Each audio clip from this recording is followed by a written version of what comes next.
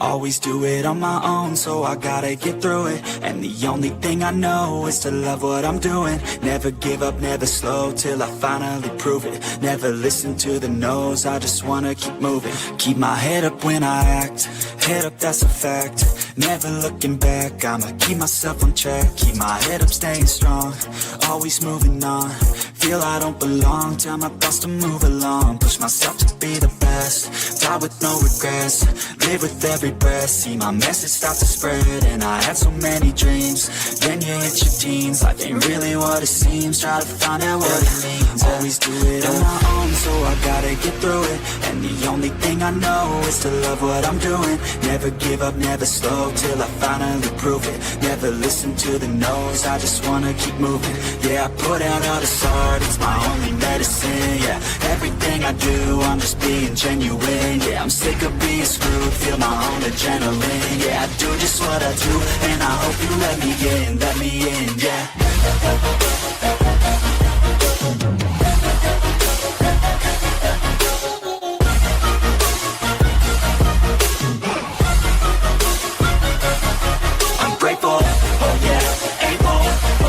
Stable, oh yeah, no label, oh yeah, you know me.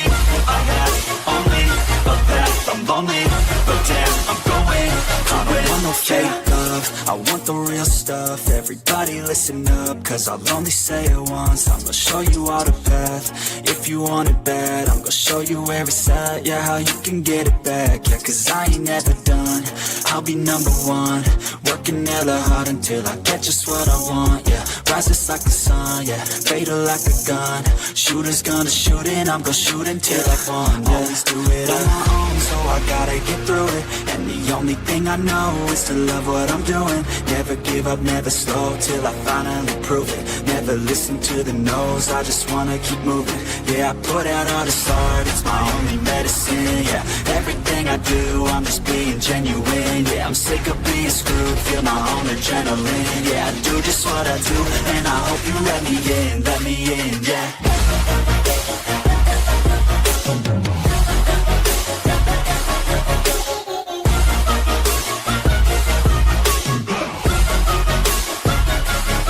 I'm grateful, oh yeah, able, oh yeah, I'm stable, oh yeah, no label, oh yeah. Birds flying high, you know how I feel.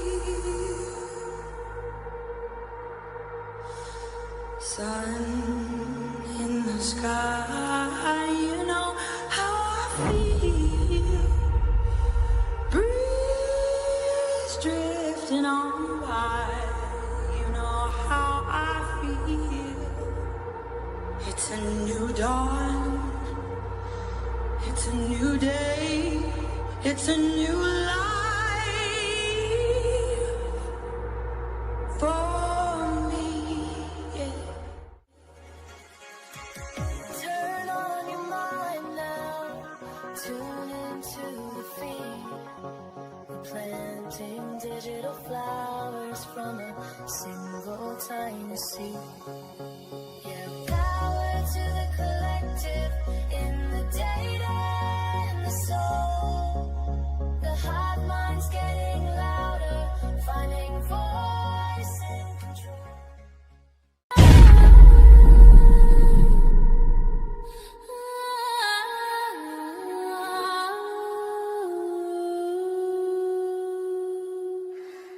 Late night in Moscow, where nothing ever happens.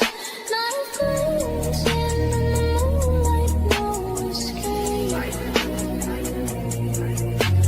White knight yonder lurking knife in the dark.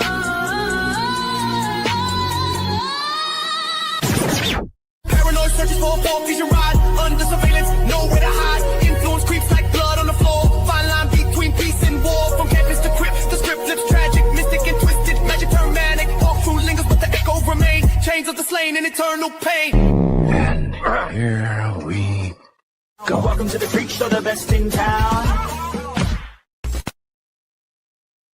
What is going on, Hive? I hope that everybody's having an awesome day. Happy Friday.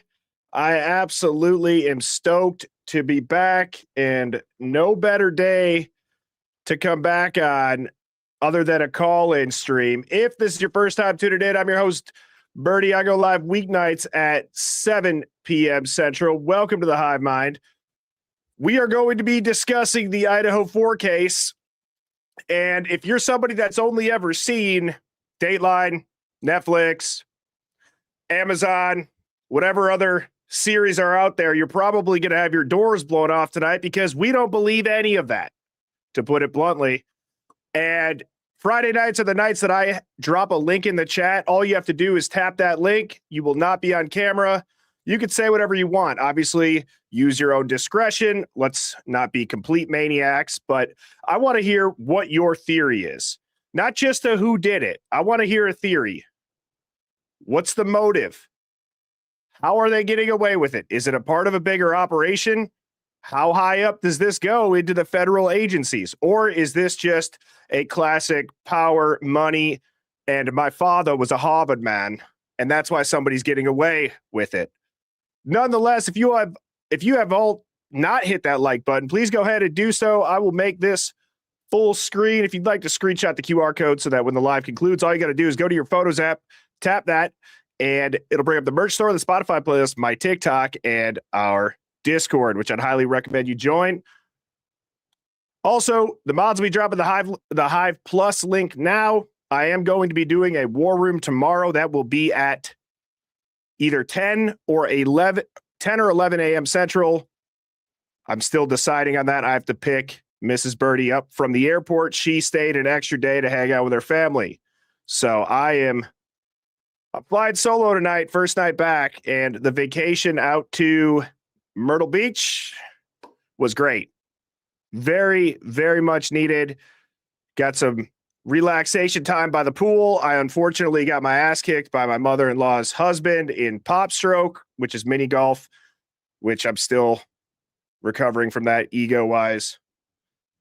That guy plays way more mini golf than you would ever believe. Ever. When somebody's like, oh yeah, I'm pretty good, I'll putt around every now and again. No, this guy was unbelievable. Have you ever seen pro mini golf where they play on cement? That's what I felt like I was playing against. And it got out of hand pretty quickly to the point where there was no coming back. Potato Cakes said, check the air. It is on. I got the water. We are all good to go. I can take care of myself, potato showers. All righty. And so I'm going to go ahead and drop the link. And as people are filing in backstage, I am going to say what's up to everybody. So here you go. Let me just go ahead and pin that. Oops, come on. I can't click it. There you go. All righty. That should be pinned now in the chat. Hey, let's see who's all tuned in. It's good to be back. I missed you guys. What's up, Crip? Tick 757, Beverly Fike, Baby My Love 96, Can't Redact the Hive. That's damn right. Laura K, Potato Cakes, Philly Girl, Majestic Princess, how are you doing? It's K's Cuts, Meep and Bubbles, Mommy Karen, Birdie BB. I'm glad to be back as well. Crafty Nurse. Exploring Everything, Twisted Timo, Solus. Let's see. Nature Rocks, Owl Bear Druid, Germilla, Arya Stark, Blondie Girl, Kristen, Aaron, CWB, Sharp M, Accomplished Day, Jeep Overlanders, Tiffany Elena, Ruth Walker, pretty much at 4 a.m. Bree Bland, Smiling Sleuth, Mom Rat, I'm in me mom's car, Crime Junkie, Leatherwood Mama. Where are my mods at? Shout out to the best mods on YouTube, being formerly known as Beck, Discord Dog, Luda Bliss, and the UFO Dog. What's up, Honey Luke? No talkie before coffee. Great to see you. Tanya, Germilla, Potato Showers again. Shane Campbell, Bex Tats, Lisa, Cole, Cody's mom has got it going on. Jeep Overlanders, clench sphincter, tarnished pearl, splendid melancholy. And that's enough of that. Okay. I had the poll in the chat about the pre-recorded mini-series called The Unaccounted. If you have not had a chance to check that out, it's 4 20-minute videos. And I did a deep dive into things that were going on if you were to at first remove Brian Koberger, and then I talked through how I believe they came to the conclusion that Brian Koberger was somebody that could carry the case by himself. He could be the lone wolf. He could be the lone outsider. And that is what they needed. They needed a contained narrative so that people couldn't dig as far as why would anybody want to kill 4 college kids in this brutal of a manner? Why would there be national security restrictions? Why does it feel like we still have no answers? And so I hope you all enjoyed that. Much different style for me. If you've been a part of the Hive and you've tuned in for a while, you know that I do live streams 99.9% of the time, and then I'll post a quick cut that following day, which is a recap of the live. And so I have a lot to learn as far as the editing, but I really enjoyed that. I felt like it was invigorating. It was motivating. It was encouraging to be able to just sit down and creatively let my own brain flow and really have the opportunity to put the visuals in a chronological order to help people understand. And I know that that's tough to do during the live streams because we're saying what's up. I'm putting comments up on the screen. And that's obviously what makes the lives special is the interaction. But I think that the pre-recorded mini-series are going to be here to stay. Not that I'm not going to live stream. I am, obviously.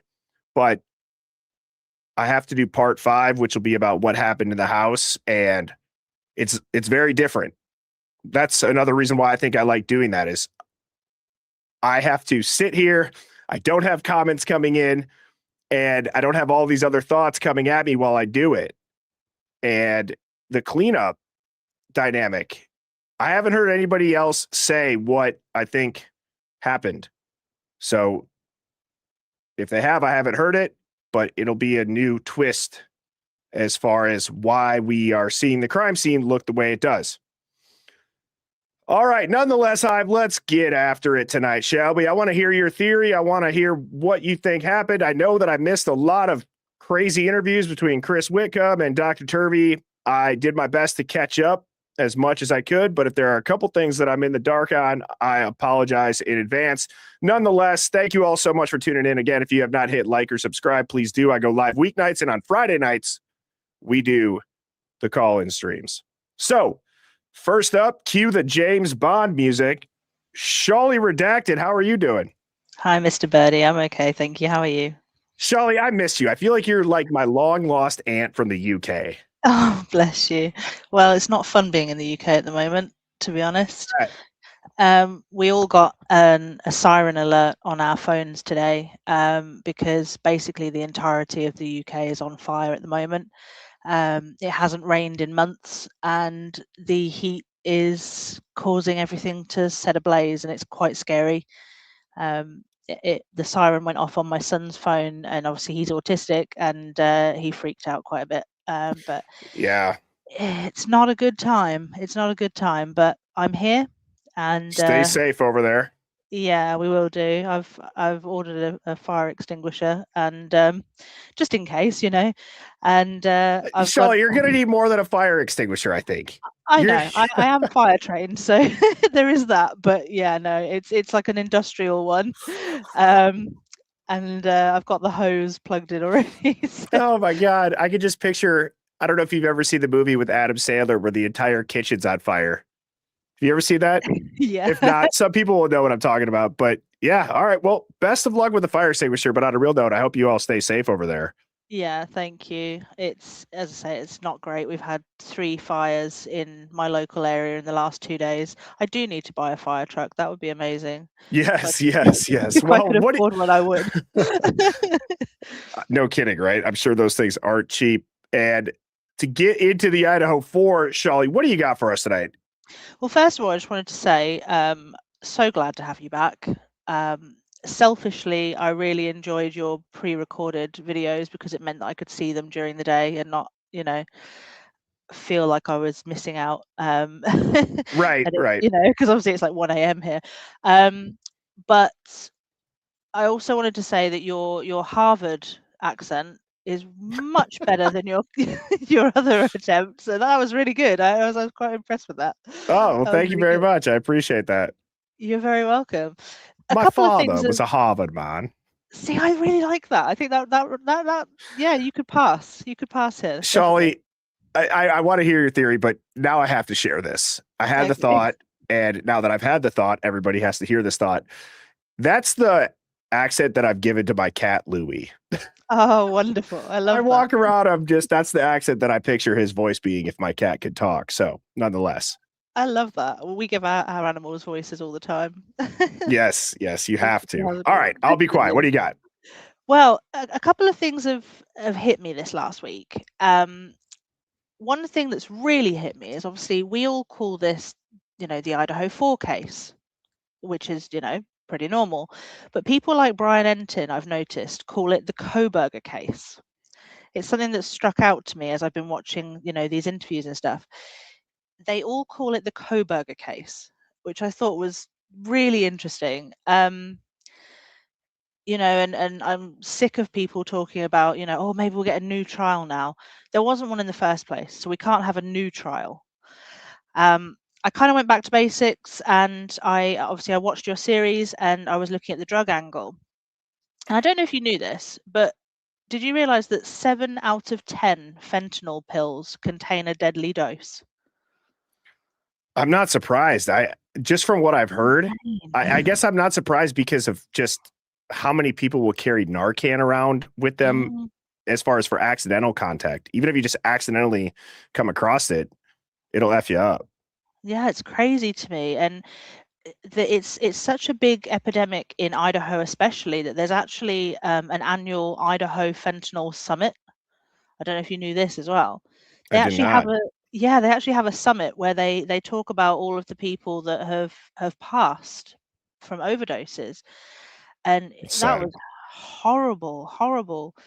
Um, I did obviously watch the Whitcomb interview with Lana, and he alluded to the fact that he's going to be writing a second book, which I found extremely interesting. Yeah. Um, He said and that on that Dax show too. We yeah, obviously confused Dylan McDermott for yeah, Dylan Mortensen. Unfortunately, it was a temporary bombshell, but that happens. But yeah, we so do love Tim bombs. you know, I have to say this, and I feel like you're a caller that thinks similar to how I do. Not that Mhm.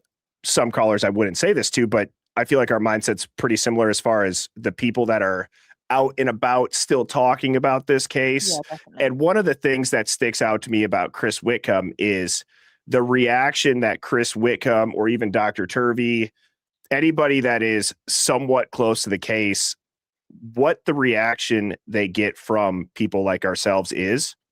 Yeah. And as I'm listening to that, there was moments where whoever was sitting next to me on the plane is probably like, what is this guy watching? Throwing my hands up, like, what are we doing here? But there was a moment about halfway through where I'm like, I'm done letting this get to me. Like, Mhm. this is now just going to be me intaking what another person's saying, Yeah. because we can't treat it like it's this holy grail. This guy's clearly trying to tell us things that are, what's the word that we would use, Shawley, that is like a code. It's I don't know how much we are having to read through the lines anymore. Read between the No. lines. No, because obviously those first interviews, he said, read between the lines and things like that, and we all sort of went deep diving on it. But like, on the one he would do with Lana, he was saying, there are things I could say now that would be bombshells, and I was like, but for who? That's the question. Yes, you probably, I'm sure you do have information, and I respect him a lot for his, the experience that he has and things like that. And the fact that, as Lana said, we can back up the things that are in that book now with the expert reports that have come out. And I respect the guy a lot, but if you've got these massive bombshells, who are they for? Are they for Brian? Are they for the victims' families? Are they for us? Are they for, it's very vague, and I know he has to be, but it is maddening, absolutely maddening. And I did have to have a little laugh when he had a little sort of dig at Psyop Ray, when he was sort of saying about how, the Oh, yeah. FBI, the FBI Mhm. couldn't put BK inside the house, so how can he? And I just thought, yeah, fair enough, yeah, because that's one of the things that's annoyed me the most about him. But It's so it's maddening. It's so maddening. And Shawley, I'm going to try to get through a ton of calls this evening. And if you got definitely. one last thing, go for it. If not, then I will wait for your signature closing line. Well, obviously Dylan is a wanker. That's never going to change. That's more so than anything. The more this goes on, and Lana did boom her a little bit with the whole seeing the car out of Bethany's window. I don't know if you saw that bit. There is no possible way she did so. But yes, Dylan is and always will be an uber wanker. I'd love it. Well, thank you, Shawley, for the call. I'm glad that you were back to being first. It feels right. All is right in the hive when Shawley is first. So I hope you have a fantastic evening. You too. Speak to you All soon. right. See ya. Peace. All righty. Also, guys, too, just because I have not had a chance to really look at the comments too much because I was on vacation, and also the service out there was so iffy whenever we went to the beach. Let me know your thoughts. If you guys call in and you have something to share as far as on the mini series, please do not hesitate. I would love the feedback. All right, we got Pug Mama. How are you doing, Pug Mama? I'm good. How are you? I'm doing fantastic. Happy to be back and looking forward to hearing everybody's calls tonight. Yes, I have been watching you for quite some time, and I finally caved in and got on Discord and Nice. subscribed. Oh, my first go award. And the Okay. first goal. First time Yeah. caller? Yep. First time calling. It can't get any better than this, Pug Mama. I love it. No. Okay, so while you were on vacation, I have been doing some research myself. Have you seen anything? I posted in the Discord. Have you seen anything about the knives that were found? This was a little while later, but they were duct taped on the handles. Mhm. Okay, you did see that? Yes. They said that it didn't match a K-bar, so they didn't, find the need to, investigate that. What if they planted the knife sheath, okay, so that no other weapon could be investigated in the murders? So that goes along with, in a way, my last part 4 in the miniseries. Yep. Because essentially what it's saying is that Brian was already perfect, and he was a strong strategic selection for somebody to carry the case by themselves. That DNA was a gift. However, we just talked about Chris Whitcomb, and that's kind of where that broke with the sheath. Like, where was it found? Where's the chain of custody? That could be a little bit of an Easter egg there. And it would make sense because that is ultimately what gave them Brian Koberger, according to the state, officially.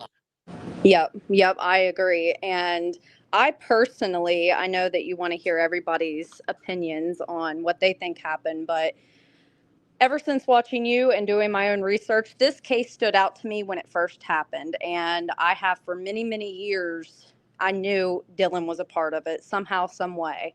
And my husband was like, okay, well, he pled guilty, get off of it now. Well, he comes home from work and I'm listening to you every night. Yeah. He's now now on our side. He's like, you know what? I always thought Dylan was sketchy. And the more I listen, now he got to go to ward. Yep. He'll know what that is, right? Yep. But the more we listen and the more information that comes out, I just personally, Dylan is sketchy, and I think she knows more than she's leading on. And I think Jack Showalter, he's another sketchy one. So keeping my eyes out on those two, and her ex, Jack, isn't out of there either. Well, I appreciate the call, Pug Mama. Have your husband call in next time with you too, since he's now on our side. I'd like to hear what changed his mind. So, anyways, you rock. Thank you so much for tuning in, and thanks for calling in. I will talk to you later. All right. Thank you. Bye. Peace. See you. Back to back, great calls. Love it. All righty. Thank you. Also, too, by the way, I saw Luna. Thank you for the jewels. Her name is Rio. Bree Bland gifted out a Hive Plus membership, Majestic Princess, $90 bear, Blue Eyed Candy coming in with 5 Hive Plus memberships. Appreciate you, Blue Eyed Candy. Tabitha sending in some jewels. You guys rock. Thank you so much. Oops. Why is that?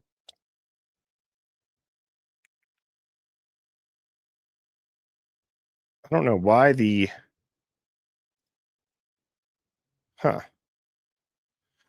Sorry about that. I had a weird window open up on my computer. Nonetheless, all right, we got Jesse up next. Jesse, you're on mute, so here's a 2-second warning. There you go. You flipped it off. I'm here. All right.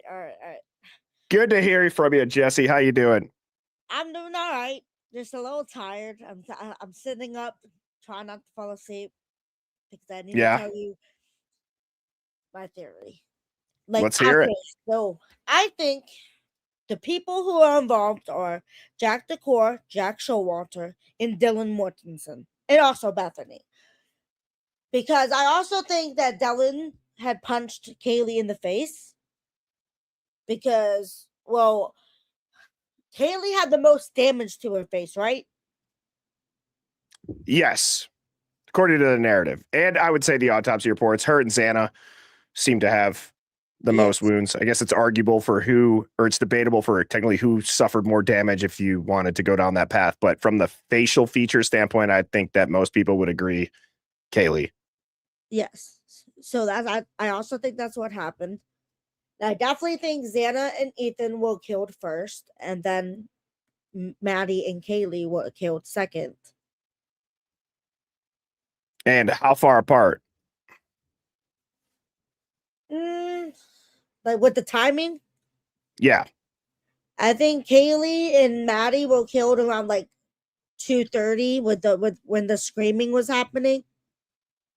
And then Ethan and Xana were killed like around like 1:30 and 1:30 to 2. I can't talk. Sorry. You're good. I got what you're saying. I heard you. So you think that it was a couple hours apart because of the screaming on the audio? And why do you think it is they're getting away with it? Probably the immunity that Bethany and Dylan were given. Yeah. The interviews is something, and also too in part 5, I saw some questions about when I'm going to be releasing part 5. That's going to take me a couple days. Believe it or not, even though a video is 20 minutes, there's a couple hours that go into those videos. Yeah. So go ahead. I also think that series was great. I watched it every single day, all the way through. I waited for it, and I was like, yesterday, I was like, when it came late, I was like, uh-oh. Yeah, that's on me. I got onto a boat to go fishing, which was just... Well, I was uploading it and I thought I would have more service and I didn't, and it failed. So anyways, Jesse, I hope you have a fantastic night. Thank you for the theory. Thank you for calling in. Always good to hear from you. And I know what you're going to ask. Louie is doing fantastic. You just learned also the voice that I've given Louie, which is the... Louie, I think that would be great. All right. You have a good one, Jesse. Thank you so much. All right, Bye. All righty, next up, we got Mallory is here. Mallory, hopefully your connection's better this time. How are you doing? It says strong. Is it okay? Yep, let me just... All right, I got the automatically adjust the mic volume now, so hopefully everybody's calls sound very similar, but I got you loud and clear on my end. Okay, good. I wasn't really planning to call, and then I thought, well, I kind of want to, like, clear up last time because it was like Saturday didn't work out, and then of course Friday was bad. So and then I go out of town for a week, but I'm back now. So what do you got for us? Totally freaking me out. So first I have to tell you that the Theo Vaughn thing, my son thinks that you look like Theo Vaughn and that's what I'm watching when I he can walks rock a by. mullet. I was like, oh, we Googled his picture. I'm like, I don't think so. But I there did we have go. long hair back in my football days. I thought Oh, I was God. Clay Matthews. I was a giant Packer fan, but yeah, I grew my hair out. Dude, And Clay, man, I miss Clay. he was so good. Anyway, don't get me started on who all I miss.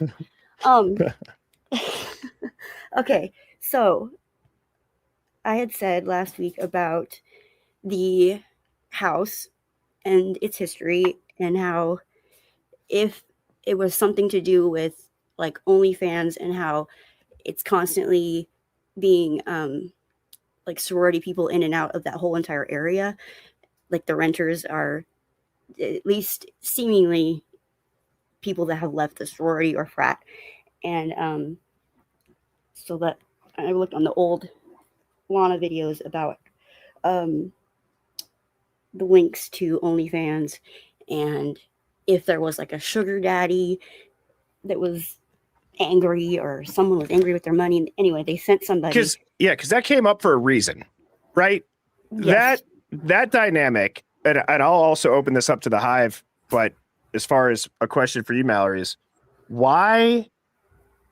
I mean, does that really matter in the whole scope of things if it came out that it had nothing to do with that, right? And let's say that it wasn't necessarily full on like escorting, and it was just you're posting photos. I understand that it might attract creeps and people like that, but if it really had nothing to do with it and it was just, yeah, I signed up for it and who knows how far along it was, none of that leaked. Not that, again, it's not a matter of wanting to see any of this stuff. Does that make sense? Like, it's just, how does it not leak that amongst crime scene photos? So why do you think that was important to come out?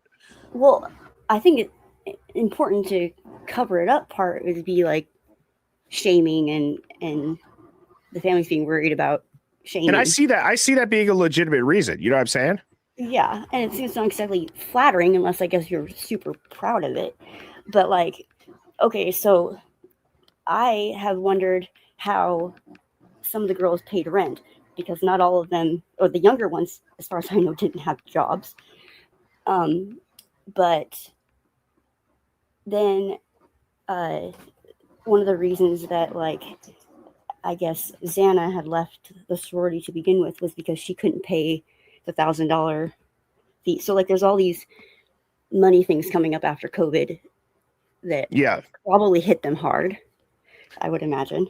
And the sorority was trying to make them pay during COVID, which I felt that was a valid argument to not pay.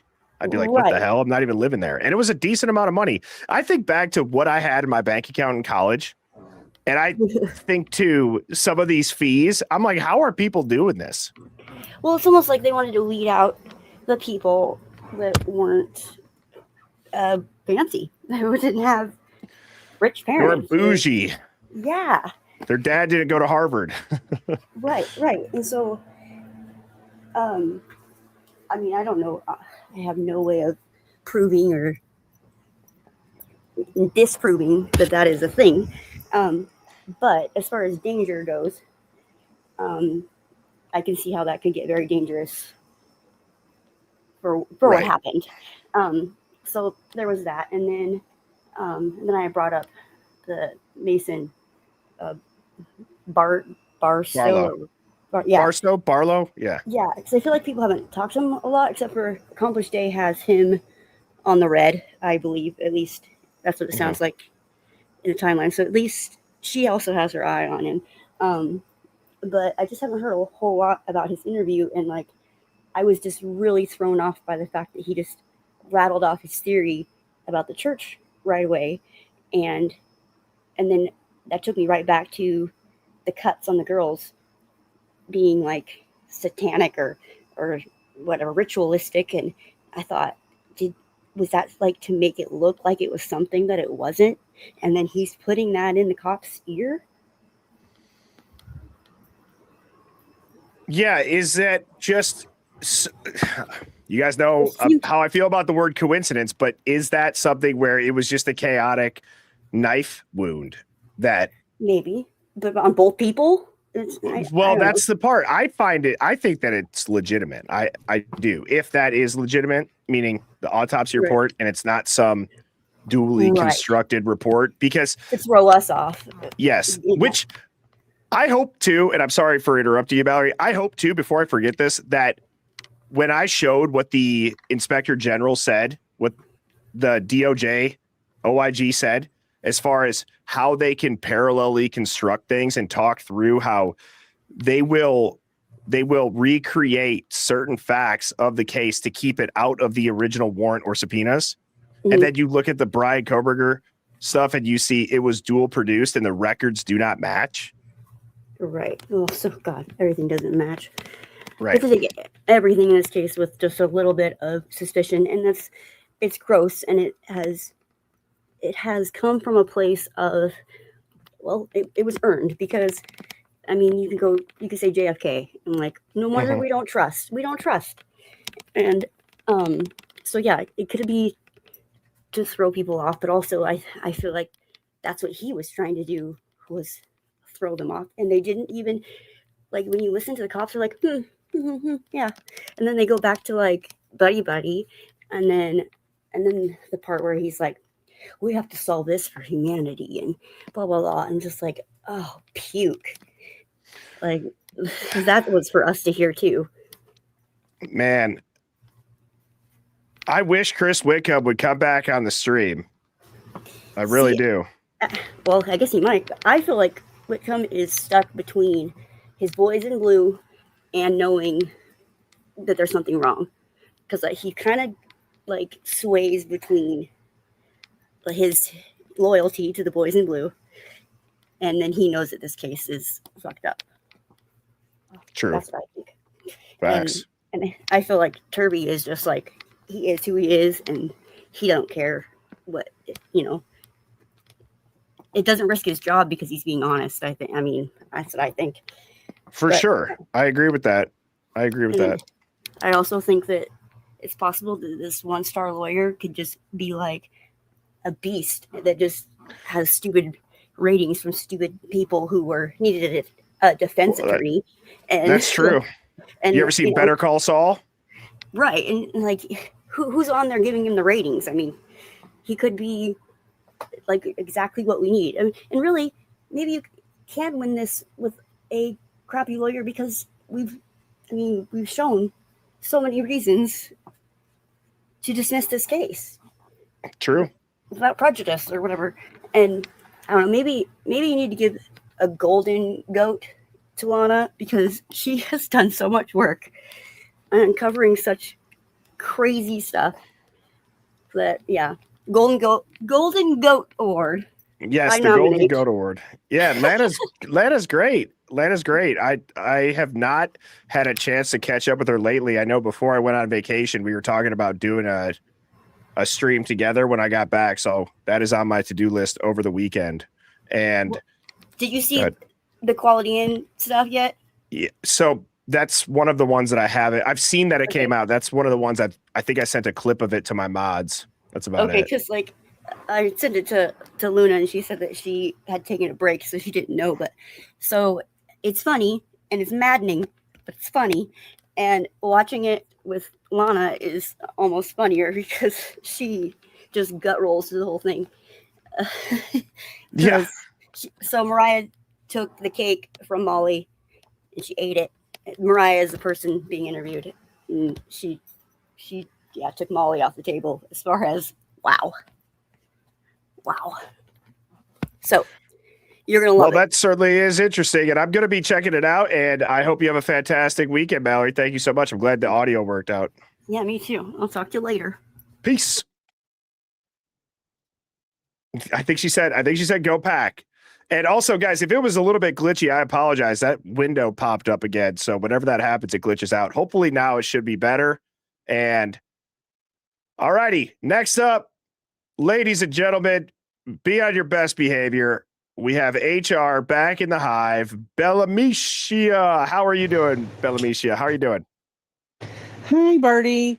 Congratulations on your series. I thoroughly enjoyed it. And the Thank last you. one had me standing up in the middle of my king size bed clapping like a fool because you literally were spot on.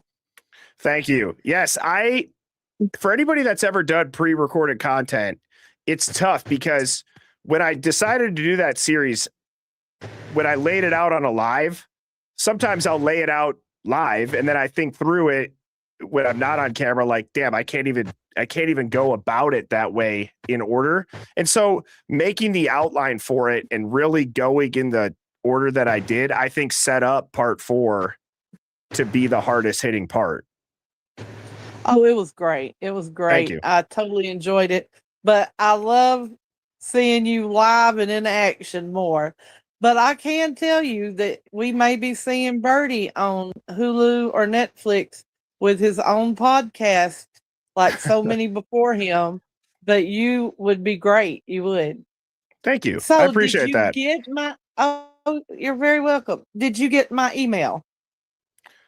To be honest, I have not even had a chance to look at the email this last week. So that is on my to-do list Okay, well, tomorrow. I sent you an email with a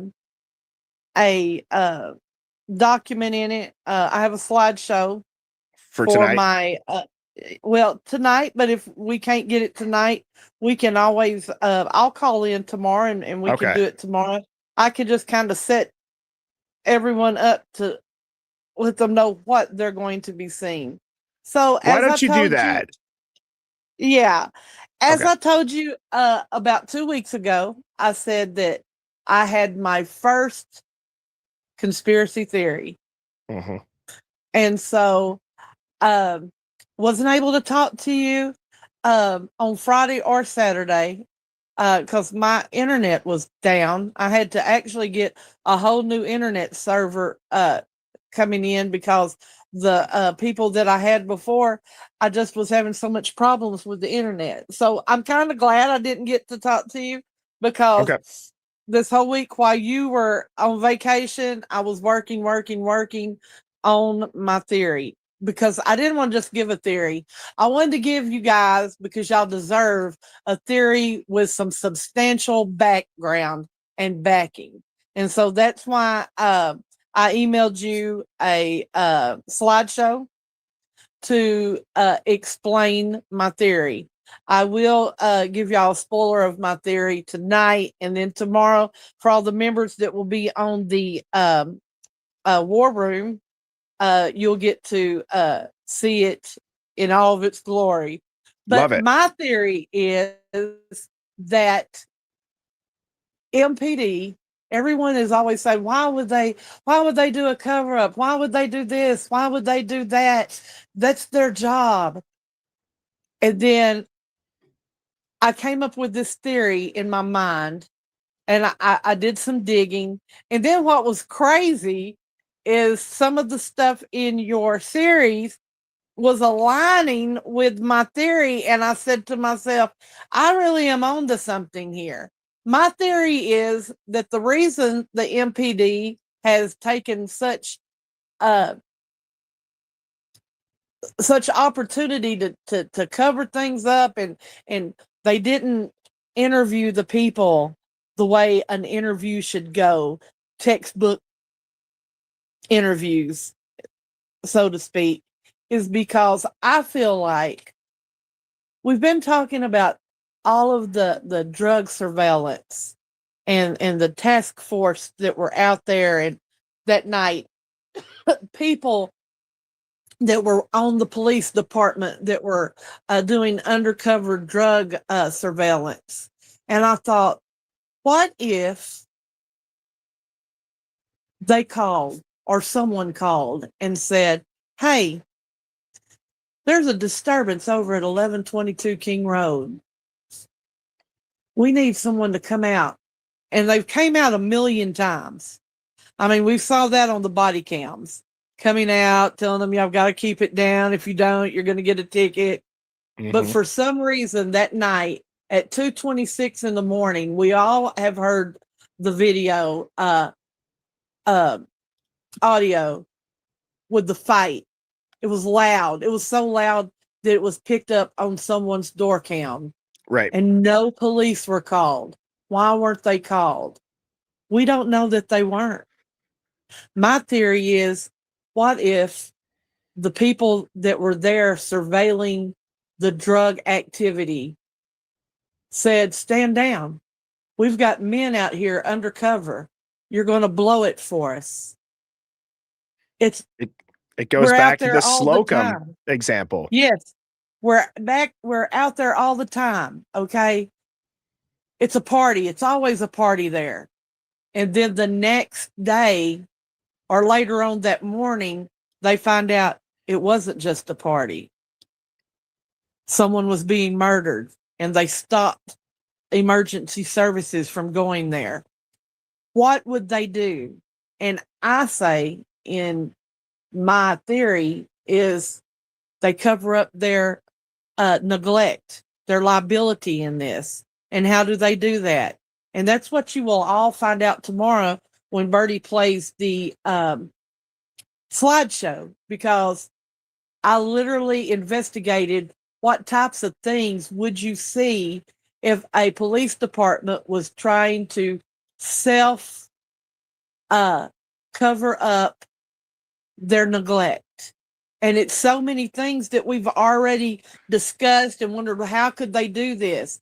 One of the biggest things was not investigating the crime fully, not interrogating witnesses fully, planting of evidence, loss of evidence, loss of chain of custody. All these things would help them cover up the fact that it's their fault that those kids died. Now, with a theory is only a theory unless you can come up with some evidence. And for us to come up with evidence, this is what's thrown everybody off. We get the FOIAs for the actual murders and the actual investigation, but no one has FOIA'd 12 hours before. What were the police doing? Who was working? Do you have body cams? Do you have any recordings? Do you have any recordings from 911 12 hours before? Did anyone call and make a noise complaint? We don't know any of that because we've never took the time to research that part. And I feel like that part is really important. The prior to the murders is just as important as researching the murders, because then you have a way of looking at what happened before. There could have been 5 calls before saying, oh, there's like a disturbance over here on our street. Can somebody come out? We don't know because we haven't even requested to find out what was going on before. And it's all right. We can FOIA that. We can FOIA up to 48 hours before the crime on 911 calls. We have not done that. And I think that one of the things that I'm going to start doing, because I really, after seeing the series and then looking at what I had been researching, I said to myself, this is something worthwhile that we need to look into. And so I'm going to start FOIAing and requesting 911 calls up to 24 hours before the murders. I'm going to FOIA any information that I can get about who was working that night and what their job detail was. Now, I do feel and I do believe that if there's officers working undercover, we will not be able to get that information due to security risks of their undercover situation. But I just think that the reason that the police, because a lot of people were like, well, maybe the police did it. I don't believe the police were involved in the murder, but I believe they were involved after fact of covering up their neglect. They just didn't go because I feel that they felt like it was going to mess up their undercover work that they were doing that night. So instead of sending someone out, they didn't want a real police presence in the neighborhood, because if you're selling drugs and you see a police car, you're going to freak out. But if there's no police car and you've got all these cars, wasn't there a episode where we talked about there was an undercover car in the whites? Well, there was the Banfield. The Banfield stop is essentially plainclothes police officers, and I think that them calling it the party patrol is their cover. It's the only night that they've done it all year, and I find that not to be two plainclothes officers looking for open intoxicants, which it's very interesting that you bring that up, because to kind of bounce theories off of each other, one of the things that I appreciate, and I see people in the chat saying, well, somebody already did that, and that's okay. I know that there's a lot of people that have done a lot of things. Guys, we're going on 4 years. 4 years people have been looking at this case, and just because somebody else has done it, it doesn't mean that they're right. It doesn't mean that they looked at it through the right lens. And we know a lot more now. Now, as far as like, if a FOIA is already out there, I would say maybe do some research on that, Bella, so that you save yourself some money and some time. But I think that that's one of the things that I've also been like, if somebody else does it or has done it, I'm like, okay, I haven't done it. It's a weird thing to me. Not that it bothers me that people will say, oh, well, somebody else already did that. But I'm like, yeah, but I could have a different take. You know what I mean? Absolutely. And I went through Jules's FOIAs, and I have not found anything prior to the murders. And so that's what I want to look at, is I want to look at the 911 calls prior to the murders to see if anyone called from the neighborhood reporting a disturbance, because I haven't saw anyone do that. Or even speak about that. I have not, and that's one thing I always thought was funny. All the times that there were police coming, that we see all these videos of the police going to the house. They went to the house, and Hunter and another guy answered, and Hunter totally lied that time and said he didn't know who lived there, but he was in their house.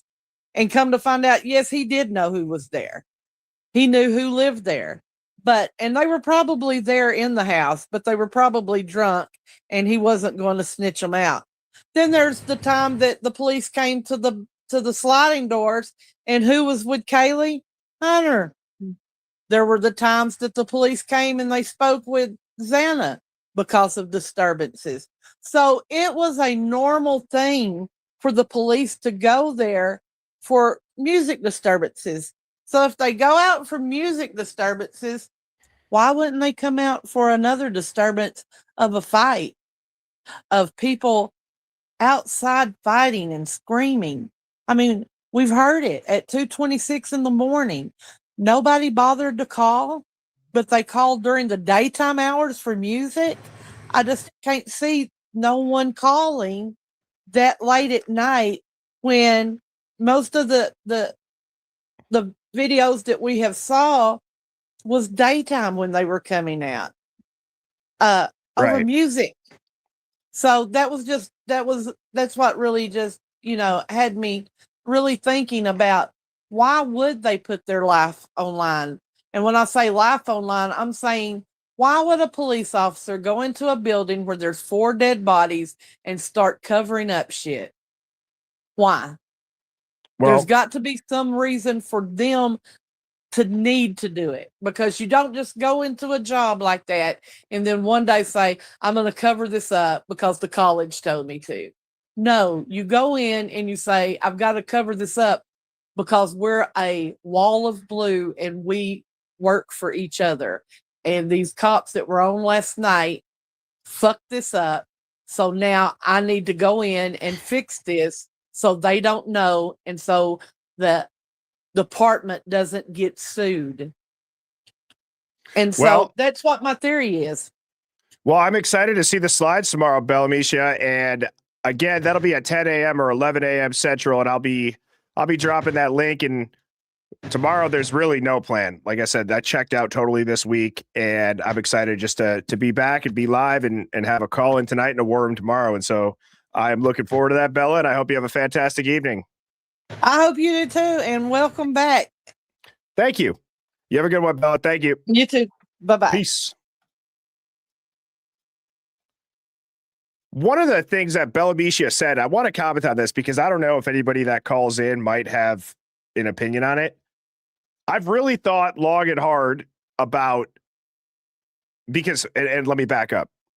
In part 5 that I'm doing, it's essentially what the hell happened inside of 1122. And there's going to be some very technical parts of that where it'll go into the bloodstains, where stuff's at. But I also wanted to give a take on the vehicles, the screams, because I don't think you can explain what happened inside 1122 and just ignore everything that Belamicia was kind of saying and that we've pointed out many times, which is you hear screaming, you see cars, there's activity going on clearly before this tiny little quadruple murder window. It makes no sense. And the car's movements make no sense either. I mean, you could maybe write it off with a simplistic approach that people are going to think, oh, he was driving around, hyping himself up. He's nervous. He's this, he's that. Yeah, I don't buy that for a second. But the take that I wanted to get your thoughts on is one of the only reasons I could think about as far as why if nobody called the cops, and I understand no reports taken, and I understand that the 3:30 call, things like that, just in general, is that maybe the people that were yelling at that time, it was whatever was going on was rationalized.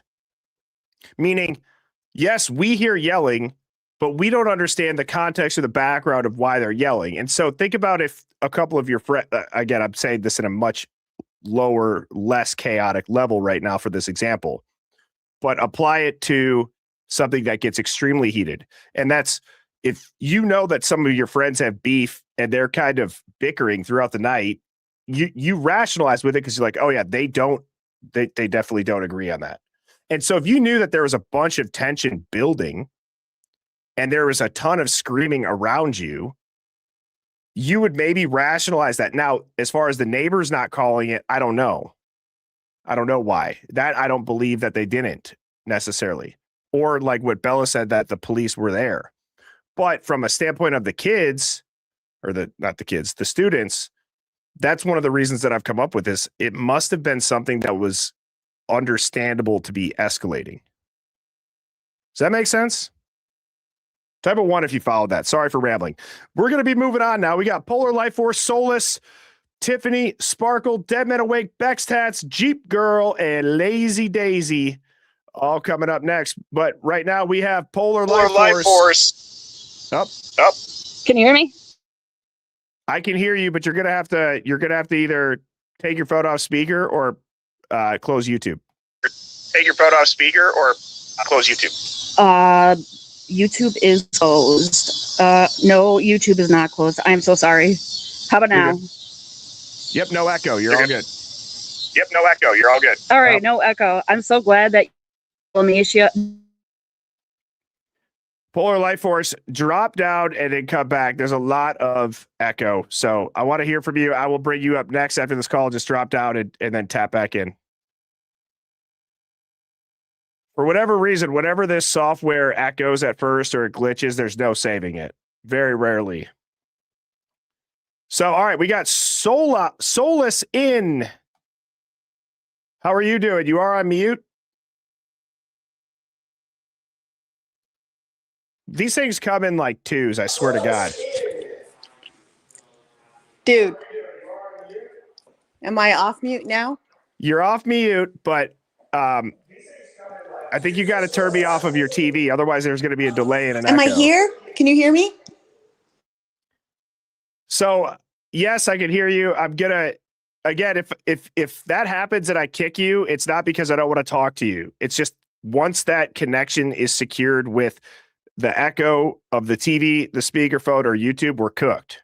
We're cooked. So I have to kick you. You're going to have to rejoin. So I see Polar Life Force is back. So we will try that again. Polar Life Force? Yes, I'm here. All right. Now we got no echo. We're all good to go. Better? Okay. Yes. All right. Okay. I totally fell out of my hammock. So I was really glad that I don't know if you can see. Thank you. If you can see backstage when we're waiting or not. And I'm thinking like, oh my God, I hope I hope Bernie I didn't just didn't see that see shit it. happen. I Okay. didn't, but that's funny. I just went to get in and it just lowered itself. I don't know what the hell happened. So I'm so glad you brought Bella up first because I was like, this is going to be the moment. It's going to happen to me. Yeah, you're all good. You're all good. What do you Yeah, got for us? I was on the ground for a minute. But yeah, I definitely agree with Bella Misha and the negligence and stuff like that.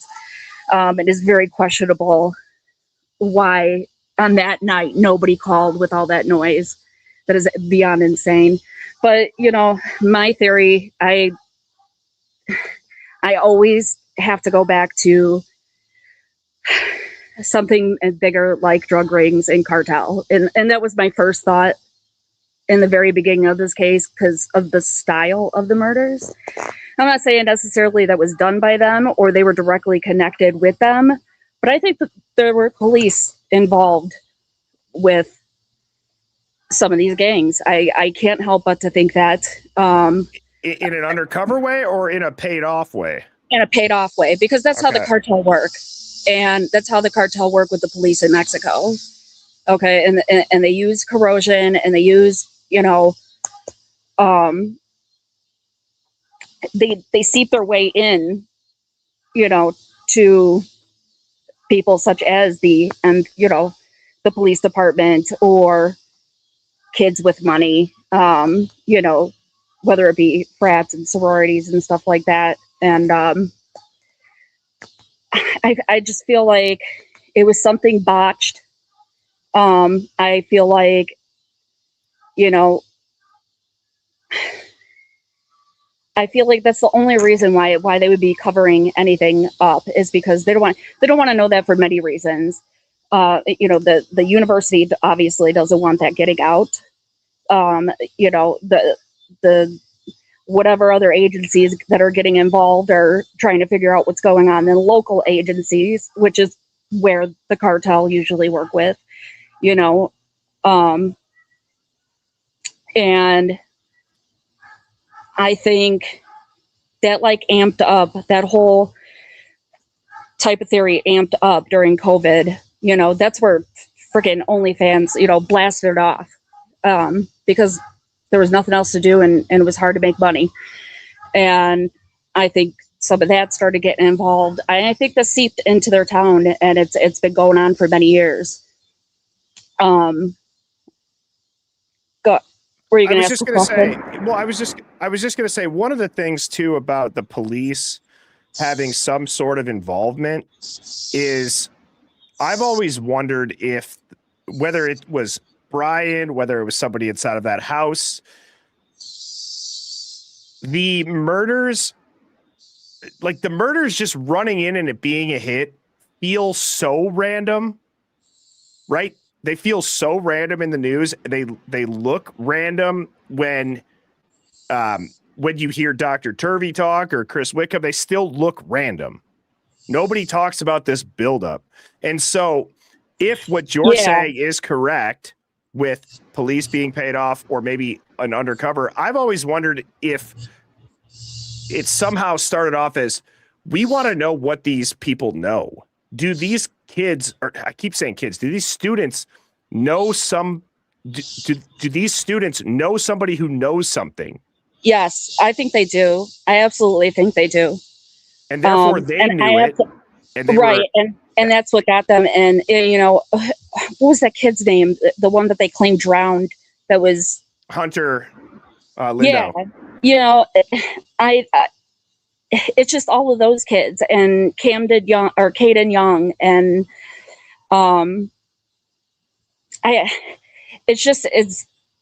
that's just what makes sense to me. And I do think the university and the police department, whether the ones involved or not, even the ones not involved would know this, you know, even down to politics. They don't want it out in the public that, you know, this had any kind of involvement, especially when, you know, you're dealing with open borders, you know, at the time. Mm-hmm. They don't want to know that's fueling fire to their own, you know, their benefit. It's something that you can't. No, I'm sorry. It's just you're bringing up good points because it's something that you can't ignore. right? Yeah. It's because it's not the normal that in quote unquote true crime, some sort of massive federal presence is going to be there or political presence is going to be there. It is lining up with this. I mean, you think back to the Aryan Brotherhood or the Omerta prison gang has an established relationship with the Sinaloa cartel where they were trading AR style guns in exchange for drugs. And then what was happening at that time? Well, the southern border was being shut down.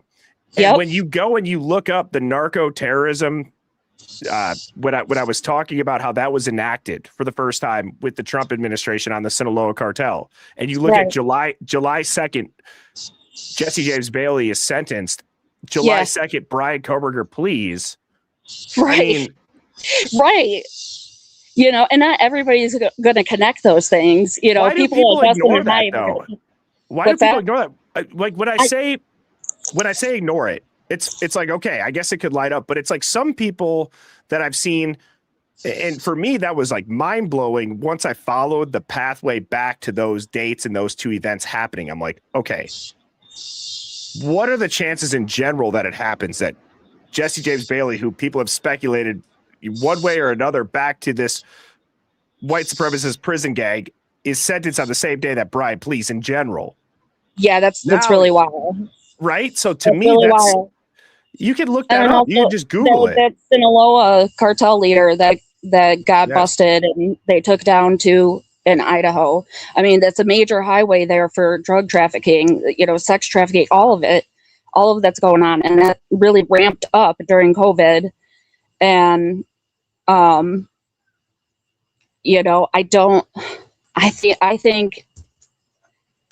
feel like this is going to be something that we are never going to see the truth on for years to come. It's going to be one of those things where they decide to unseal documents and be like, hey, just like the MK Ultra stuff. I mean, who's to say? They asked in that congressional hearing, were they still doing these things? And they couldn't just outright answer that no. And I know one of them had said that they believe that there could potentially be something along those lines still happening. We're talking about government, being involved in opening brothels to do experiments on people, luring people there. I mean, and it makes me think about that house, 1122 King Road. Like, what the heck is up with that house? And the things that surround it. And so that's my belief. And I think they're going to do whatever they can to shut the people up who want to talk about, this or ask questions or anything. And that includes, sorry, no offense, bringing people like Chris Wickham in and, Turvey, just like planting these people in to try to throw the ones who are making the connections off. Like, oh, okay, it was just that. But, Well, that's exactly right. And I think, I don't think that it's a terrible thing that people like Chris Wickham and Dr. Turvey and others have started to talk about it. I no, think not at all. It sheds light on it, and it brings more attention to it. And so it's just but now I don't feel a like part of the board. I just really don't feel like they're being honest. So, that's my personal opinion, but well, I certainly appreciate the call, Poor Life Force, and I appreciate you tapping back in after the echo. Yeah, no problem. Well, you have a good one and stay safe on that hammock. I will try. I don't even know what happened. Could you imagine if you dropped your phone, the camera is laying face up and you're twisted all up in it? You don't even understand. I was on the ground stuck because of the way it fell. And I'm like, this is so bad right now. And the phone was face up. That's why. God, I hope he doesn't call me next because I'm stuck. That is hilarious. And I hope you have a fantastic night. Thank you. Yeah, thank you. Bye. Peace. Bye. That is hilarious. All right, next up we got Tiffany Elena, and Tiffany's on mute. So, she's off it, and here we go. Tiffany, how are you doing? Oh, I can't hear you. Even though you are off mute, but I cannot hear you. Did you enable the microphone? I can see you. I can't hear you. I see your mouth moving. Let me try to remove you and come back.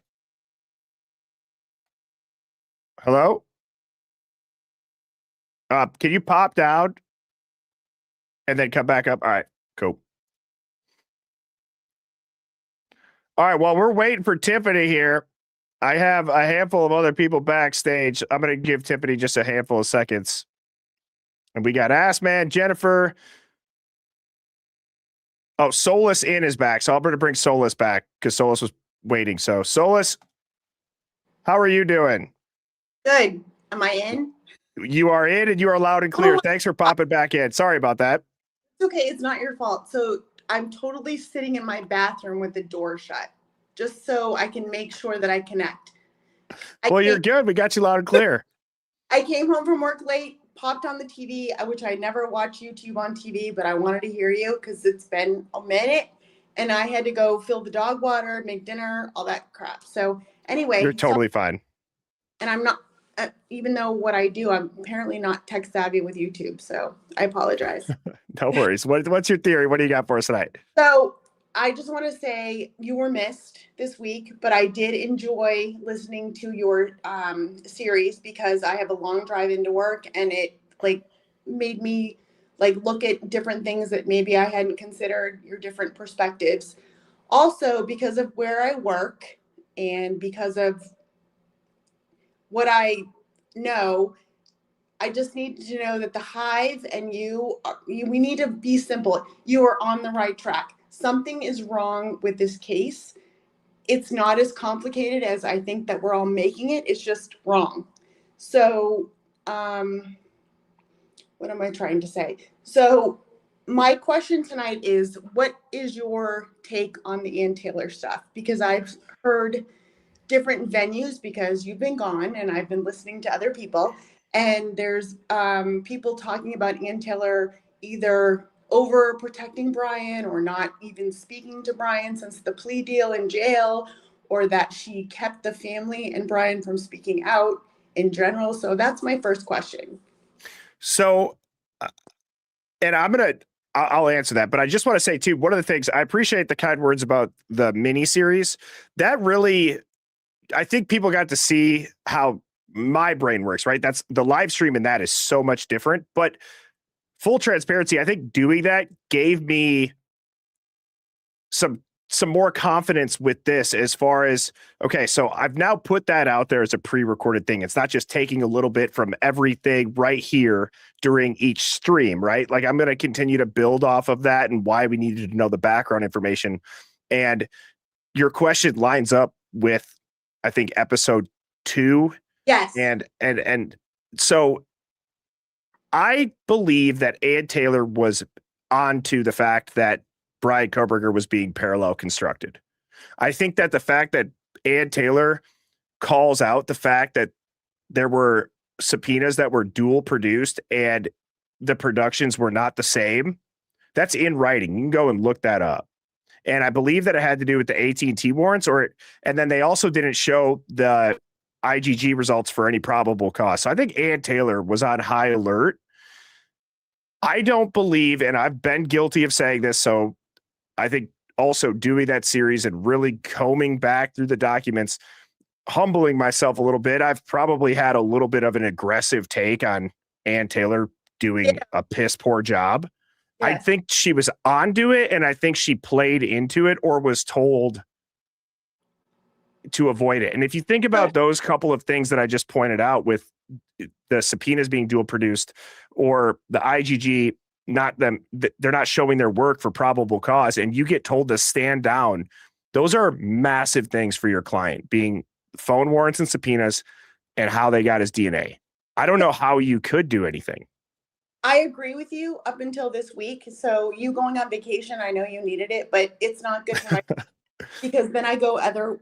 So first of all, I have to say, being in my background for journalism, I went to broadcast journalism, your professionalism and the way you present is like stellar. It's like Oh, thank you.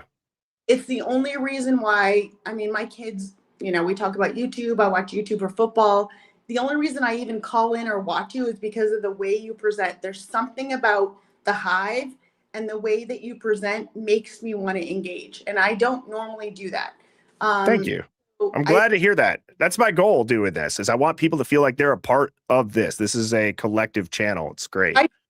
So I need you to know, normally I like don't even care, but for some reason this channel does that. So I don't know what it is. I don't know, but it's something.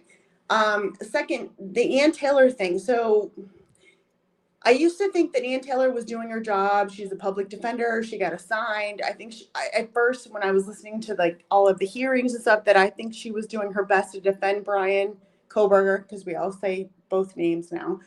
But after listening to some other content and venues, is it possible that, I don't know, people are saying she had an inappropriate relationship with Brian Koberger, meaning she was overprotective or she cared too much, that she influenced or threatened the family. I don't know what to believe anymore. I don't know if she was looking out for his best interest or if she was maybe on the side that, I mean, she's a public defender. She works for the DA. So I don't know what to believe anymore. I think that if you're referring to the comment by Cy Ray with the guy call of his family on the Enton interview, where he's like, Anne had an inappropriate relationship with Brian, it was weird. The way that and the inflection in his voice, people have taken that and ran with it. And don't get me wrong, what he alluded to and the tone that he used made it sound inappropriate.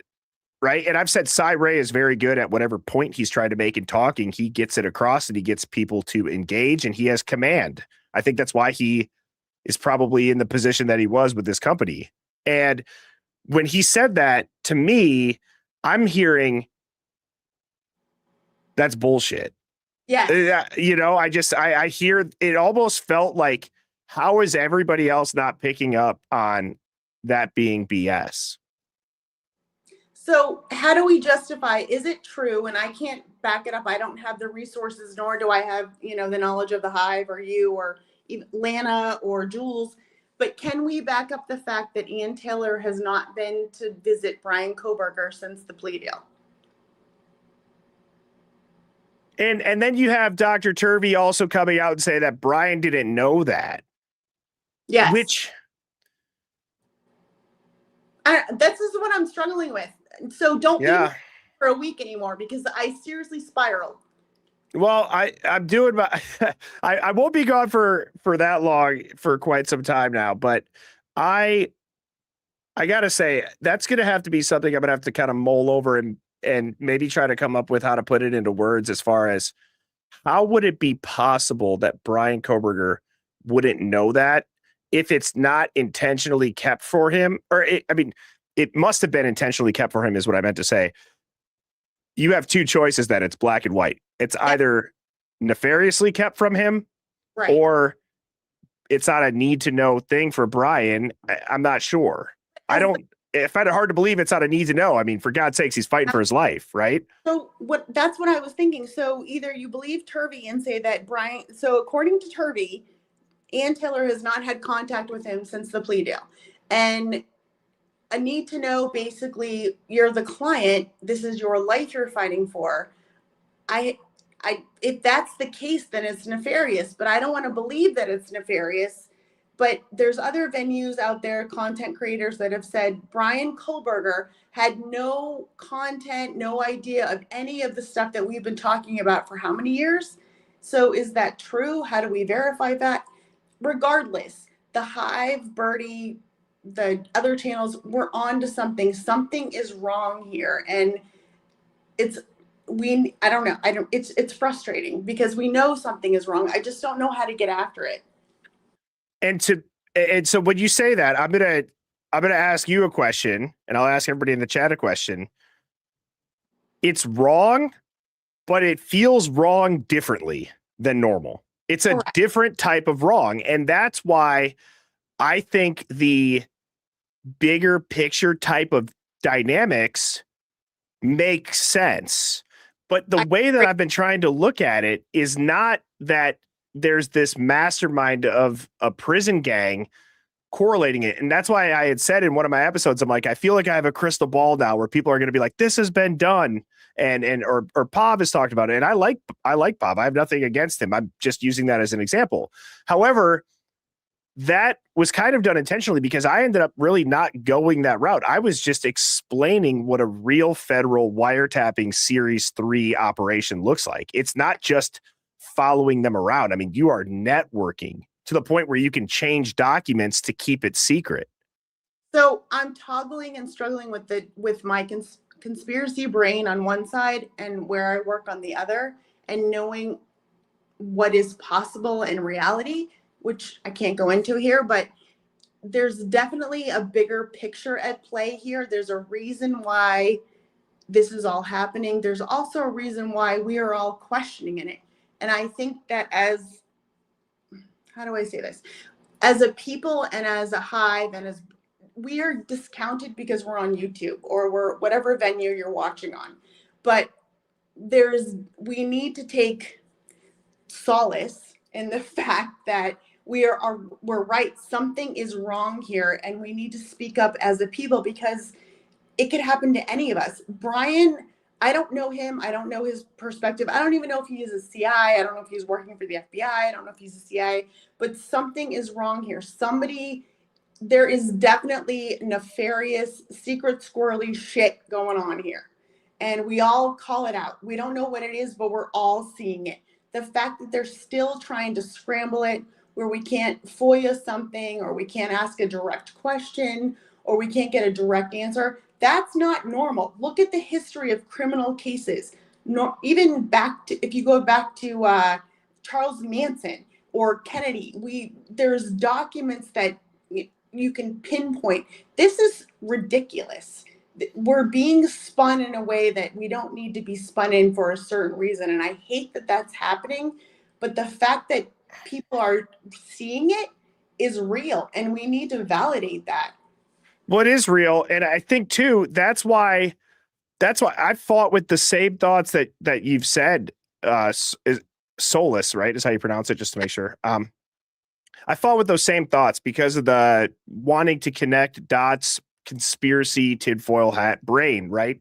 And when you look at the difference of a cover up and an operation, I don't know if people think those are synonyms or maybe they're used similarly.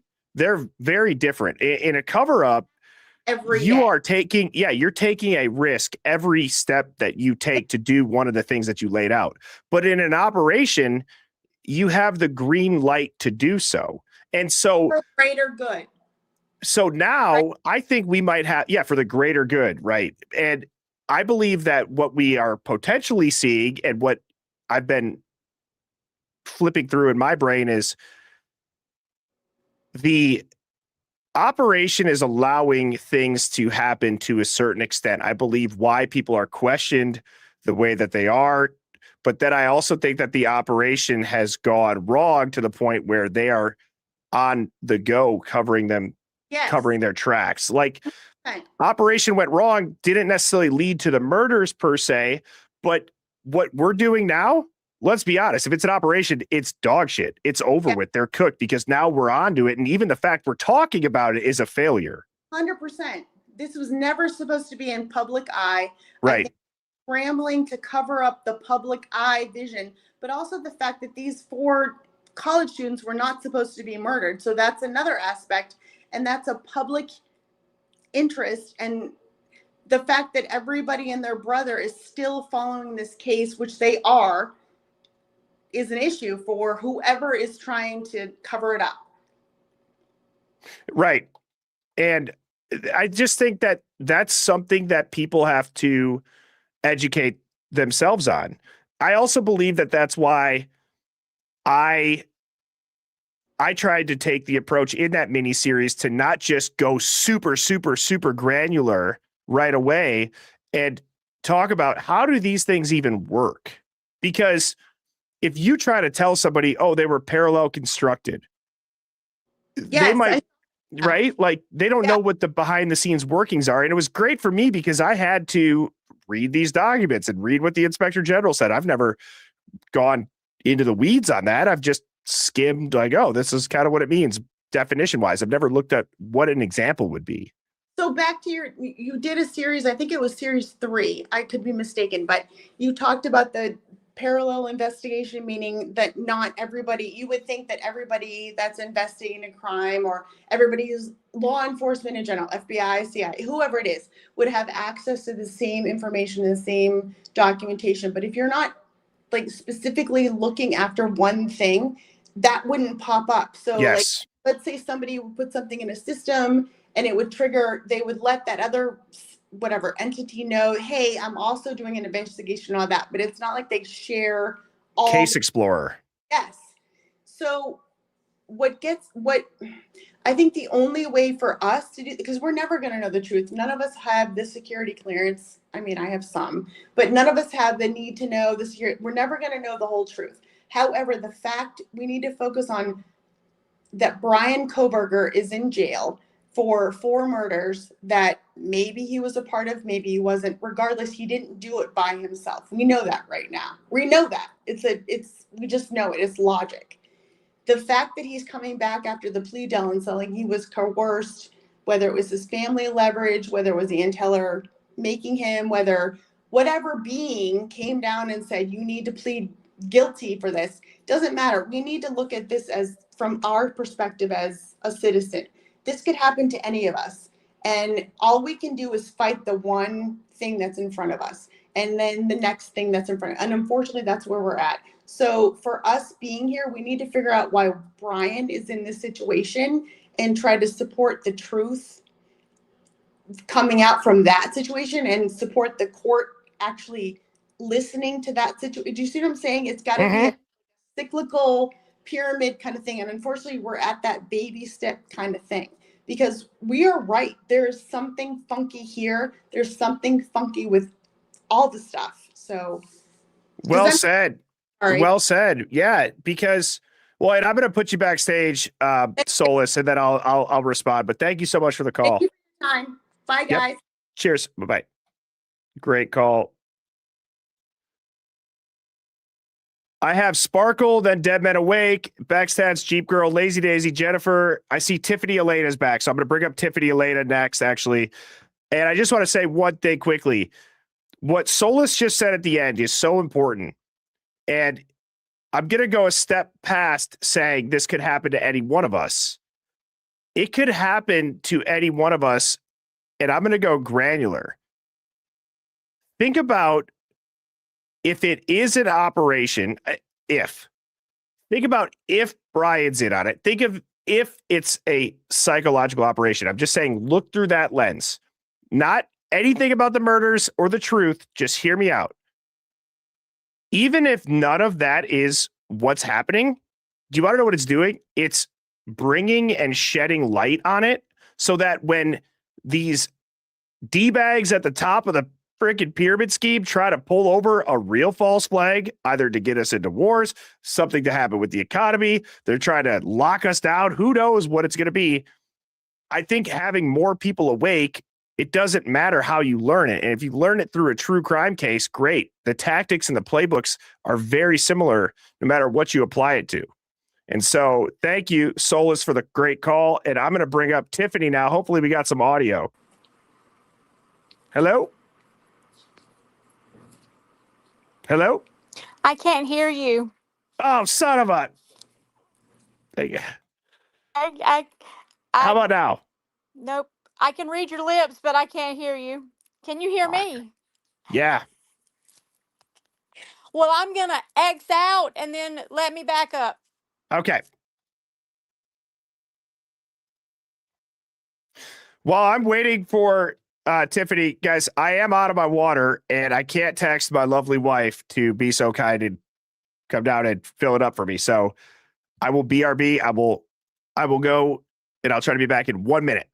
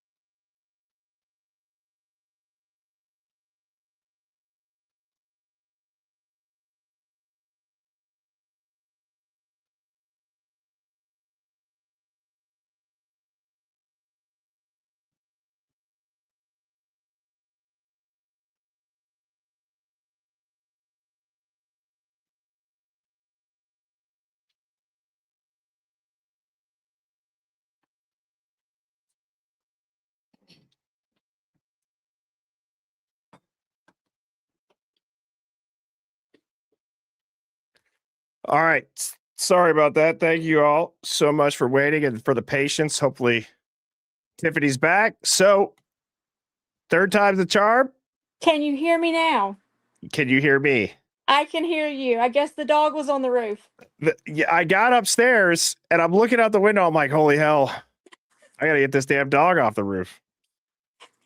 It's okay. I would have been more shocked if things had gone through right the first time. No, Anyway. it's all good. What do you got for us? Long time listener, first time caller. What a call for the third try to go right and start with that. Thank you. And if you weren't so sweet and professional, I wouldn't do this anywhere else. But that being said, I put some pictures in the Discord today. I follow you, and then I also watch Natasha Cooper. I know you know her because you've been in from her TikTok. Yeah, you've come in her chat when I've been in there. Anyway, she found some, as you would say, bombshell things in the photographs, I think about 2 weeks ago now. She goes live on TikTok, and then she also has a Patreon and does lives here on YouTube.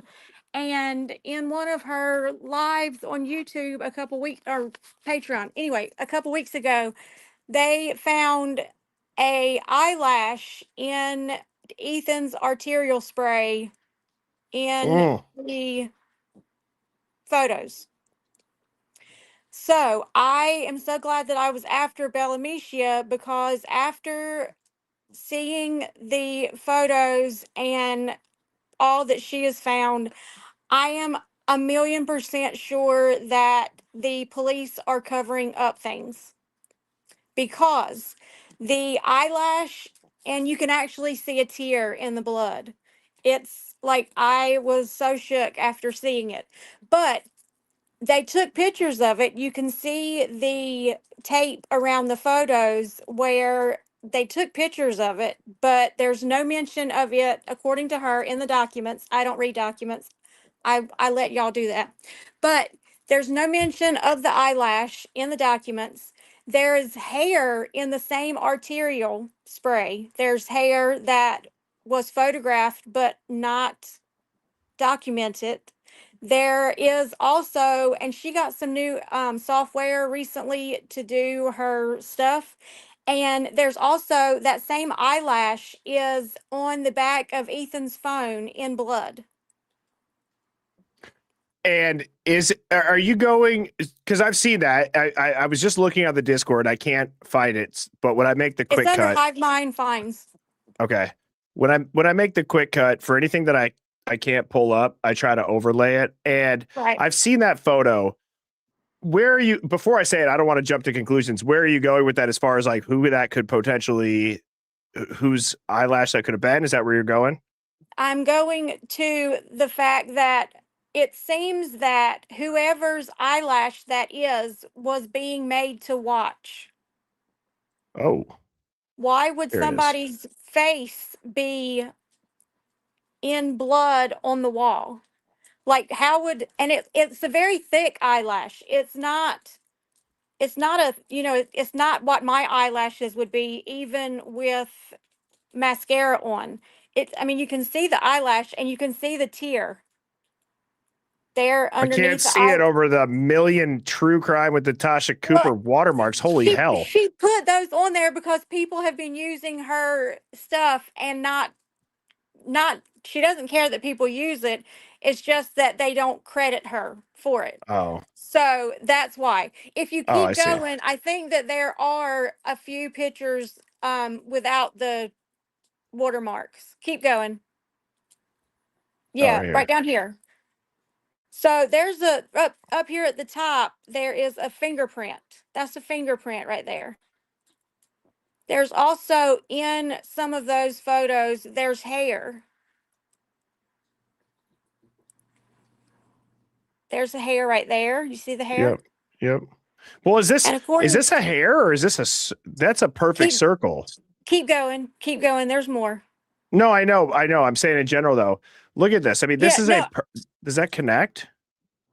No, if you go to the right of that and then I think that there's another photo. There's the eyelash again without the watermarks. Yeah, It's not one hair. There's several hairs. for sure. That's Anyway, what I'm that's saying interesting. is, in the beginning, she thought that it was Kaylee's eyelash because Kaylee wore thick eyelashes. But I think it was yesterday or today, she was saying that somebody had sent her a picture of Xana wearing thick eyelashes, like fake lashes. Right. All that to say, the eyelash on the back of the phone, the same, and she used her software, and it's some kind of AI software that medical, like they use to track tumors in cancer patients. She ran the one eyelash on the wall against the eyelash in the back of the phone, and AI says that it's the same eyelash. That being Wow. said, also, um, hold on, I'm old and my brain squirreled. It'll come back around in just a second. Squirrel. My ADHD has been bad recently. Oh, so I was watching, I think it was the YouTube that she did on Sunday, and it shows in the crime scene photos, it shows the eyelash on the back of the phone, and you can tell that it's an eyelash.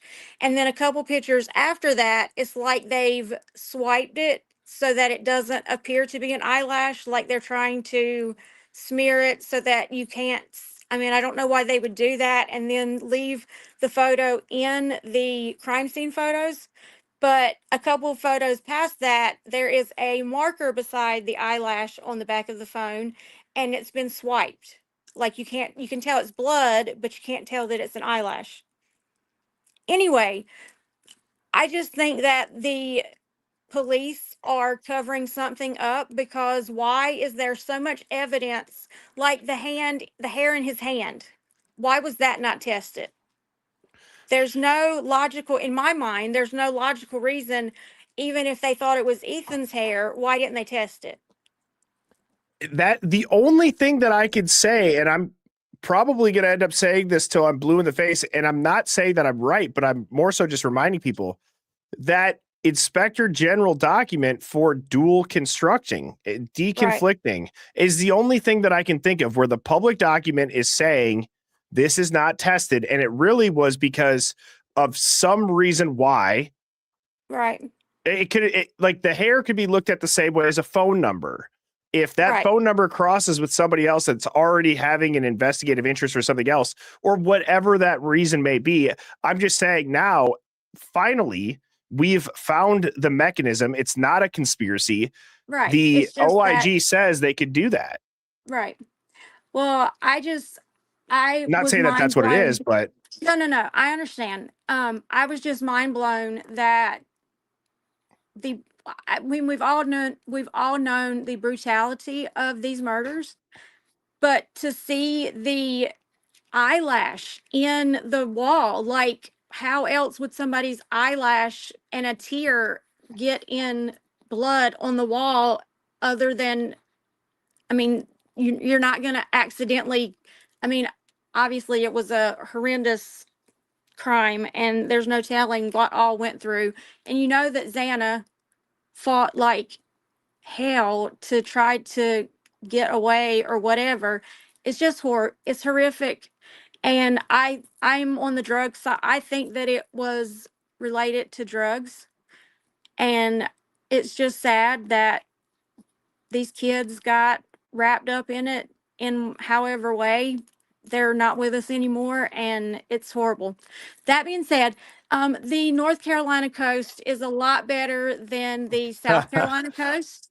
So, I mean, I live on the Outer Banks, so I'm kind of partial. nice. But um, this little girl that you're bringing into the world is a very lucky little lady, Oh, thank you. because you are possibly the sweetest, most professional person I've watched doing any kind of stuff. And I am so lucky that I found you. So thank you for all you do. You are making a difference. One more thing. You are making a difference. I have a friend who had only watched the documentaries, and I was talking to her. I didn't know that she was on the radar, that this was on her radar. And I was talking to her and she was like, he did it. He did it. He did it by himself. Yeah, I believe he. And I was like, okay, well, stop just a second. And so I brought some of the points up to her that you and Natasha have made. And she watched some of your videos and watched some of Natasha's. And she was like, oh my God, you are so right. He didn't do it by, I don't know whether he had something to do with it, but he didn't do it by himself, whether he was there or not. But you are making a difference. So keep spending the time because we all enjoy your content and you're making a difference.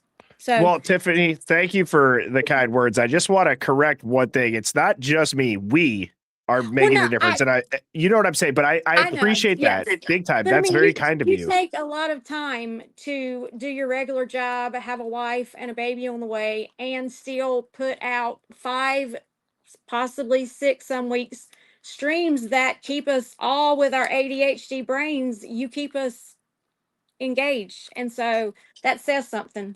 Well, thank you. I got freaking sciatica now because of it. I sit so damn much. My ass hurts. But I know. Me anyways, too. Tiffany, you have a Cheers fantastic weekend. and Thank you thank so you. much. Cheers. Bye-bye. Bye. Oh, that's so kind of her. Thank you. And I just want to say too, to that point, I don't really ever typically share numbers or things like that. But I will say that YouTube will send alerts, and you all know that the majority of my content is live streams, and then I'll chop it down into 20 minutes. In May, and they do it by subscriber count. In May, the Hive was in the top 10% of all creators with anywhere from 50,000 to 100,000 on all of YouTube. And we've maintained and stayed in the 25 percentile range since then. I just got an alert on the 9th that we did it again for August. And if you bring in these streams, the shorts, the TikToks, I mean, we are at tens of millions of views of not just stuff I'm getting up here and barking into the mic, but call-ins, Hive Mind finds. And so we absolutely, this channel has 100% grabbed this narrative and the people that have been rocked to sleep by it and jolted it awake. And so cheers to you all. Go to the Hive. Thank you all so much for tuning in. And I'm honored to do this each night. I really enjoy it. And like I said, I know that this isn't going to be the only thing that we make a difference on. Next up, we got, I'm just making sure there's nobody else backstage. I think we got Sparkle up next. Sparkle, how are you doing? I'm good. How are you? I'm doing fantastic. What do you got for us on this lovely Friday evening? I have something a little different for you. When I started my research, I started based on 4chan. And so I kind of thought about it. So if Loach and Barry had absolutely anything to do with this crime, then who might have helped them? So who might have been at Bishop Kelly and in Sigma Chi that they might trust enough to do something. So if it happened at all, who might have helped them? Basically, that's how I started my research out. Okay, I'm following you. I have a bunch of stuff dropped in the Discord and the photos and video section and a little bit in the 4chan if you want to go look. Yeah. How long ago was it? Just recently. Okay. I'll so you pull it can up now. find it. Yeah. So basically I have some people to introduce you to. These guys basically all have the Bishop Kelly Sigma Chi in common. All of them are also on the dean's list. So keep that in mind. They have like perfect grades. So, looking on paper, these guys would have nothing to do with anything. Like, what are you talking about? But I have, a whole visual aid there to show you why, things are a little bit sus. Okay. So I'm going to go like one by one, kind of. Okay. Do you want me to start at a certain? Yeah, maybe go up to the top with like the ones with all of them. Yeah, right there. Right here. Okay. Yeah. And so basically, hang on, before you start, again, as a reminder, I have a disclaimer. This is all alleged. Right, all alleged, of course. This is just my theory on if 4chan had any truth, who would have helped and why, possibly. All right, so we have Lucas Fritz there on the left. And, I didn't really find a whole lot about him. He was Big and Littles with Pete. I think it's the possibility that he was a subject of some of the bullying and some of the making fun of. I think it's possible that he could have been one of the few that were upset with Ethan about grades. Okay. So let's see. We do have that 2015 pic where he is posting the 4chan frog meme. That kind of shows that they're sort of part of that community. They kind of know what's going on there. He has a few random Venmos in the mix. Nothing crazy. His profile's locked up like the rest of them. On the other side of Loach there, we have Keppa. I'm not sure how you say that last name, but he is also a criminology sociology major. No one ever talks about him. And it is interesting to note that he chose a job not in criminology. We'll just say that. So he's also on the dean's list. So with the criminology, he could have been a possibility that he had to go take classes at WSU. So maybe he could have ran into Koberger there. Also, his sister went to WSU, so he could have also ran into Koberger there or at a library. So we have possibly answering some questions how he got in this. Xana's sister as well. Yeah, as well. So now one interesting thing about him is, like, no one's talking about him. You've hardly heard his name, right? He's deleting a lot of his Facebook pictures that shows his connections to the Davids. So what, and some of his interesting, or those a couple comparisons. You can see deleting the pictures. And the most recent uploads, he looks just rough, like he's going through something. So like, and a lot of them are like, why would you even upload that? Like, they're blurry. Like, is it conveying a message to someone? Like, I don't know. What's that all about? When was this screenshot from? Does it say the date? Was this literally 1 day ago from when you posted it? No, it wasn't 1 day ago. I found that on Reddit somewhere. Okay. So, just to clarify.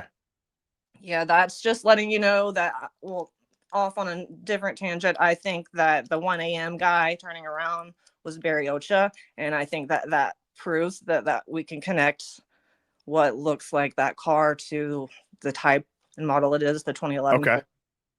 Ford. So if we can look into that at some point, I really do think that's Barry turning around, picking up Loach at 1 a.m.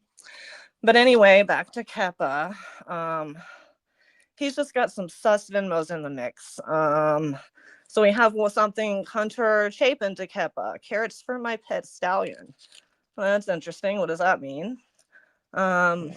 He fits Dylan's description of the 4 a.m. guy. He actually did play football and basketball in high school. He is in pictures wearing Vans as well. Let's see. Jack Skinner.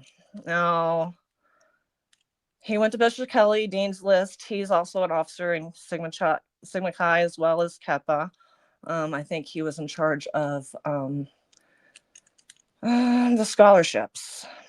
So he's got a lot of Venmos to Conrad Harrison. Okay, and I think this is where some of the rugs come into play, because we have Beans and Ski all over the place. Now, if you look up some of the, the terms and what they mean, we'll know that Beans means pills of a kind, and Ski, pretty well tell what that means. And all this stuff is still going on recent on their Venmo, so nothing has changed there. So if Ruggs was any kind of motive, then it worked, basically. Does that make sense? Yeah. So now Skinner, there was a random 4chan post in there that was like, no, they're talking about Jack Skinner, not Jack Showalter. I'm not 100% on all the context, but there's a little bit of context I put in there. I think that one's at the end. And then some of those Venmos for Jack Skinner. We've got Jack Skinner to Lucas Elroy, mom gift, garden gnome slippers. That I think connects back to 4chan and a little bit of joking around about things. We've got Lucas Elroy sending Jack Skinner a note on, or a Venmo note on 11/24/22, and all it says is safety. And I showed that in there for you as well. Okay. I'm sorry. I'm trying to make sure I guess on the right Venmo ones. There's a ton of them. So there's a bunch, yes. So like, like I need time. I'm trying to like go through all you're this. good. It's hard. Yep. So yeah, where was I at here? And for anybody that wants to look at that, that's in the photos. It's in the Idaho 4 media. So it's the if you go on the left side of the Discord, we have the Idaho 4 media videos and photos. And shout out to Luna for doing some housekeeping and making the Discord look very pretty. It looks great. So yeah, but that's where you can find it. All right, and with that safety Venmo, so Lucas Elroy, he comes into play. He's also in that photo. He does not go to U of I. He goes to University of Washington. But you'll see lots of Venmos to Conrad Harrison. So how do they know each other? What does Jack Skinner need safety for on 11/24/22? Like, I mean, are they paying people off? Like, that's what comes to my mind. Like, what do you possibly need safety for? Let's see. Where's Lucas Elroy? Like I said, he's got all of those Venmos in the mix, with Conrad especially and Jack Skinner. And then like the garden gnome slippers, the safety. Like, how does he know Conrad? And then some of this, if you go into the 4chan discoveries tab, there's just a little bit in there. It's pretty quick. Is this the right screenshot? The ahem as the start? Well, no, that's go into the Discord. Yep. 4chan discoveries. Oh, you're gonna go. Okay, hey, let me. Yeah, the other section. Sorry. You're good. Here we go. First time caller. I'm nervous. No, don't worry about it. You're doing fine. I got it right here. So start at the top. Gotcha. Yeah. Well, so basically that's my best guess on the coordinates. So like I kind of broke it down. It's kind of where it is in coordination.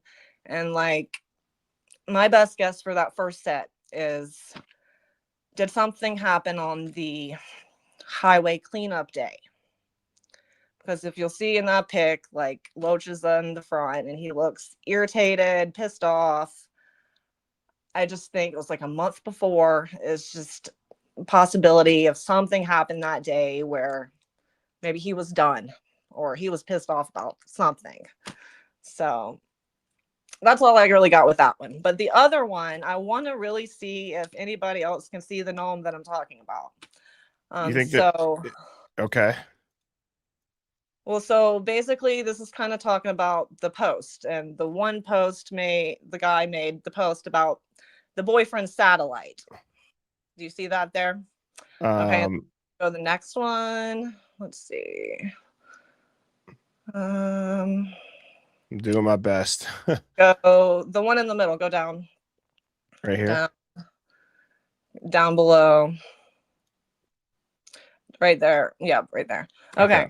So this was one of the weird posts that the 4chan poster also posted. And this is what it says. It's weird. I don't know what they mean. But I took that literally and I turned the satellite image of the coordinates upside down. Okay. Oh, and so shit. If you look at the outline of the forest that the coordinates are in, it literally looks like a gnome. I will give you that. Yeah.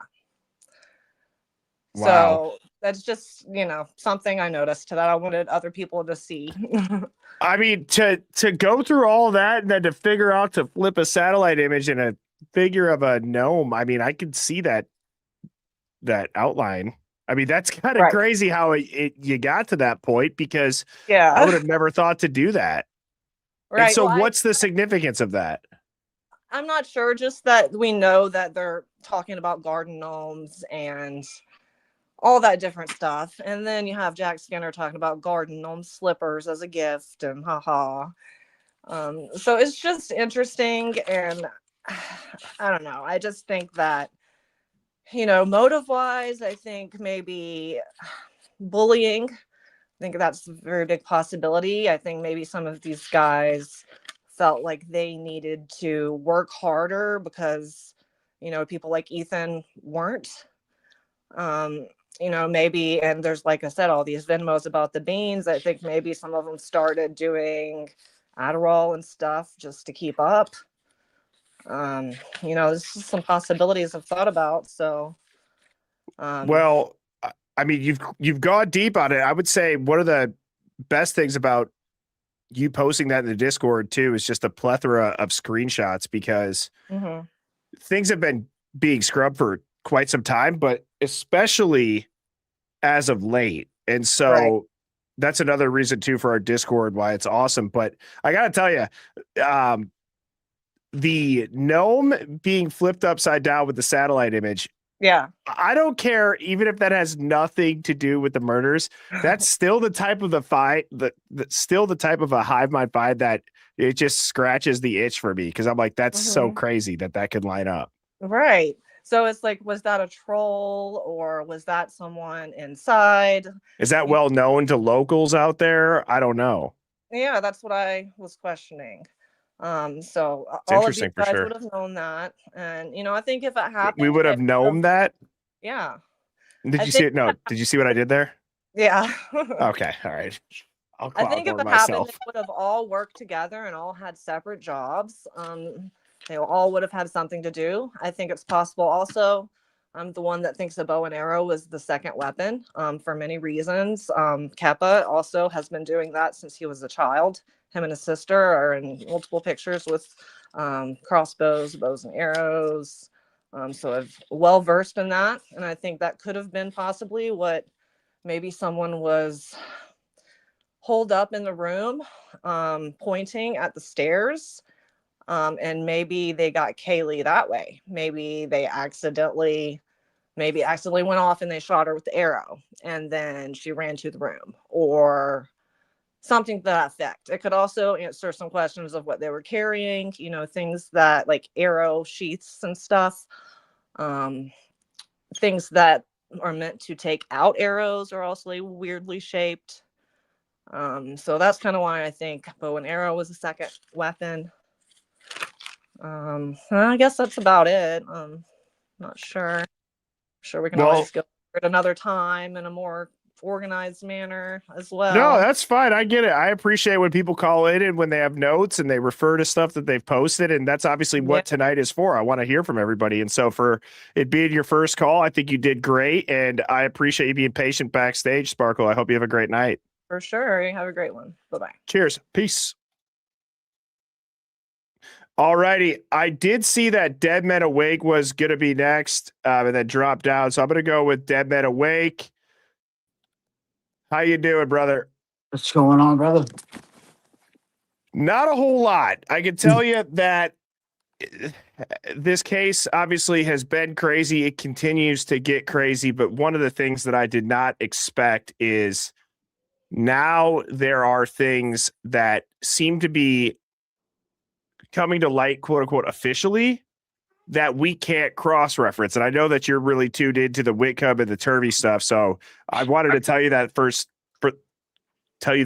because when I listen to these interviews, I'm like, okay, so these are guys that say, where's the evidence of it? And they're saying things that we don't see as evidence. Yeah, 100%. 100%. And it's funny. I think you did a great job this week with the putting that stuff together. And that it actually made me think more. So I actually had a question for you about what do you think from the prosecution's perspective is like the most their biggest piece of evidence or the most broadcasted piece of evidence that is in their favor? The DNA. And I think that the reason why it's the DNA is because of the jury trial instructions that they were to be told it was a tip and they were not allowed to speculate on where it came from or the source of it. It's crazy that we have a possible source of trace DNA and the jury is being instructed that they are not allowed to question where it came from and they are to look at it as a tip. So the influence that has, just hearing it with no context, is, in my opinion, their anchor. Right. No, and I would agree 100%.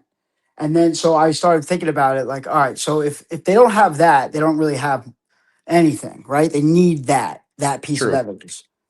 But I started to think it's not even that they need that evidence. They need that evidence on the back of the fact that he doesn't know anybody in that house, right? Because Yeah. Bill Thompson made it very clear in the sentencing, like he didn't know anybody. He wasn't stalking. He wasn't digitally. There's no evidence. He made sure to make that point that there was no connection to Brian Koberger and these people. Because as weird as it sounds, if Ann Taylor knows that Brian Koberger was in that house, right? She's not going to say that because that looks bad. But now, if they make the claim that he had known them, then she can say, well, that explains why there's his DNA there. So they have to be, it's like almost like you have to do a tap dance. Because if they say outright that he has a relationship with them in any other capacity, then his DNA could be explained there, like anybody else's DNA could be explained there. Well, and that's what Ann Taylor was trying to do. Ann Taylor was essentially saying, I want to examine the tip itself then. So fine, the jury's going to hear that it's a tip. They're not allowed to speculate about the substance or the source. Well, can we examine where the tip came from? And right. That is what is really this underlying way that she was trying to do whatever she could. I'm sure I think it's brilliant to actually try to frame it that way. Then fine. If we can't talk about the actual source of the DNA or the substance of it, let's examine the tip. Where did the tip come from? Right. And so because it was actually what sorry, somebody said just the tip. That's funny. Well-timed comment. So what made me think about that is that when Cy Ray out of nowhere recently says he could put Brian in the living room, right? That's an interesting thing if everybody knew that Brian had been in that house. But which side wants to divulge that information? Because whose side is that going to help more? Right? Because you could look at that as helping either side depending on who wants to present it. Right? And the other thing that was really like the fact well, that hang on, let's back up. Let's back up because by doing that too, again, I'm trying to think through not only just how downstream the jury would be hearing about the DNA as far as what the process actually would be, meaning, private lab, then to the FBI, and then Koberger. If you really think about what that does for the case, that's, in a way, it's changing the real moment that the defendant is brought into this by doing it that 100%. way.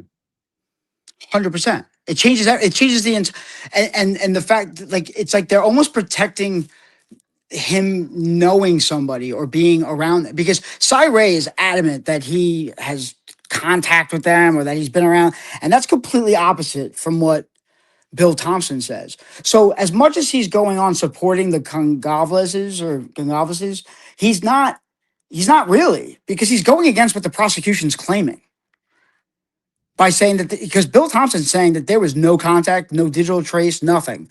And he's coming out and saying that there was. So what would be the relevance in doing that? And it almost seems like, is Cy Ray saying something to us or to people that if it gets out, it's like, it almost seems like Brian's guilty in a certain capacity, but not in the entirety. Like they got a guy, but not all like they got a piece of a puzzle. And for them, that's good enough. And if they go any further, then they're going to have to start opening up worms they don't want, like cans of worms they don't want to.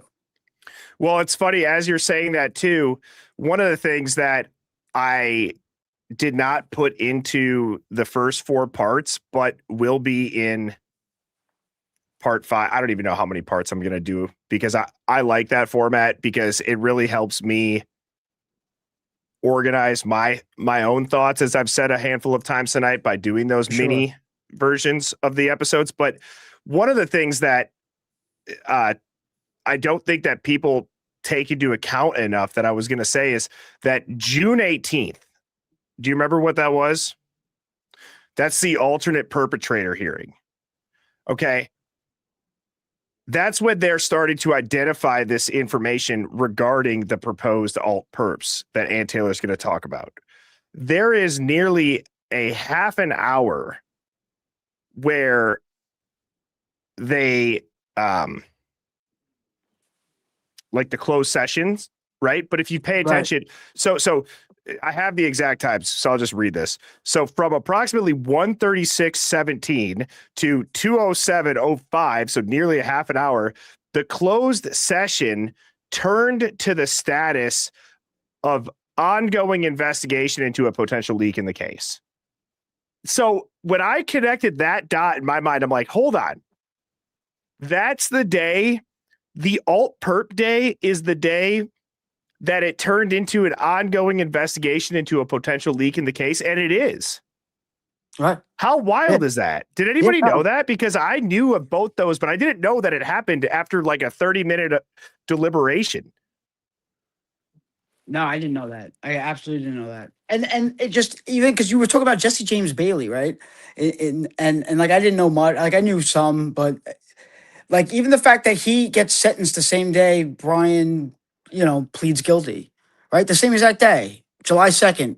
The same day, like their cases are parallel, like you've been saying.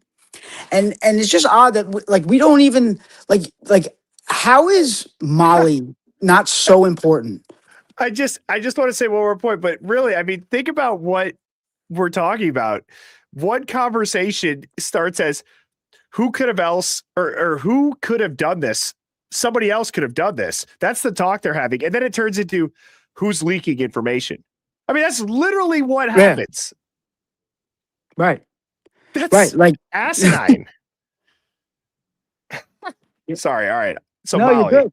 No, but just Molly just has been bothering me because she's like, I mean, she's there, right? Like she's there. Like she's like, I feel like how is she not such a focal point in on both sides?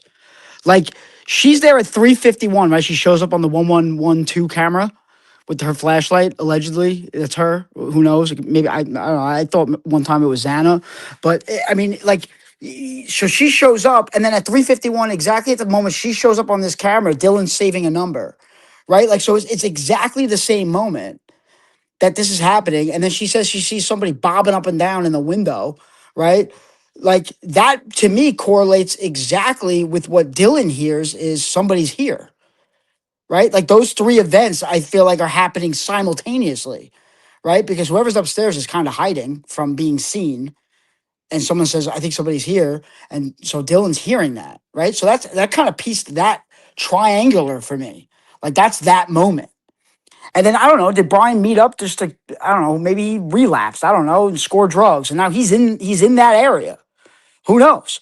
But the whole thing that we're just letting Molly no one she doesn't matter. How?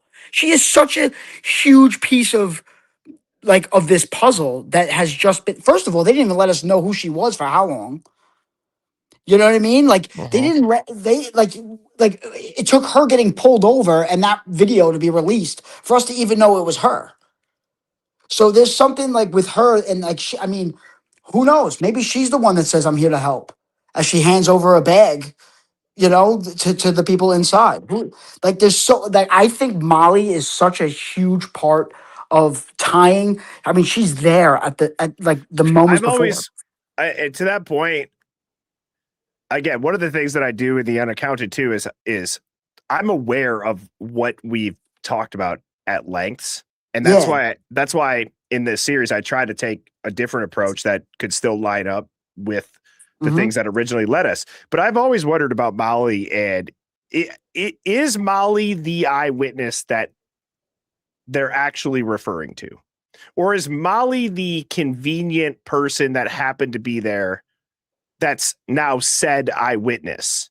Because there was a fight. If you remember, there was an exhibit, like, now I'm forgetting it, but I was reading, it was like Exhibit W or something. That was this sealed exhibit, and it had to do with, what was the phrasing of it? It was like a newly complicated eyewitness.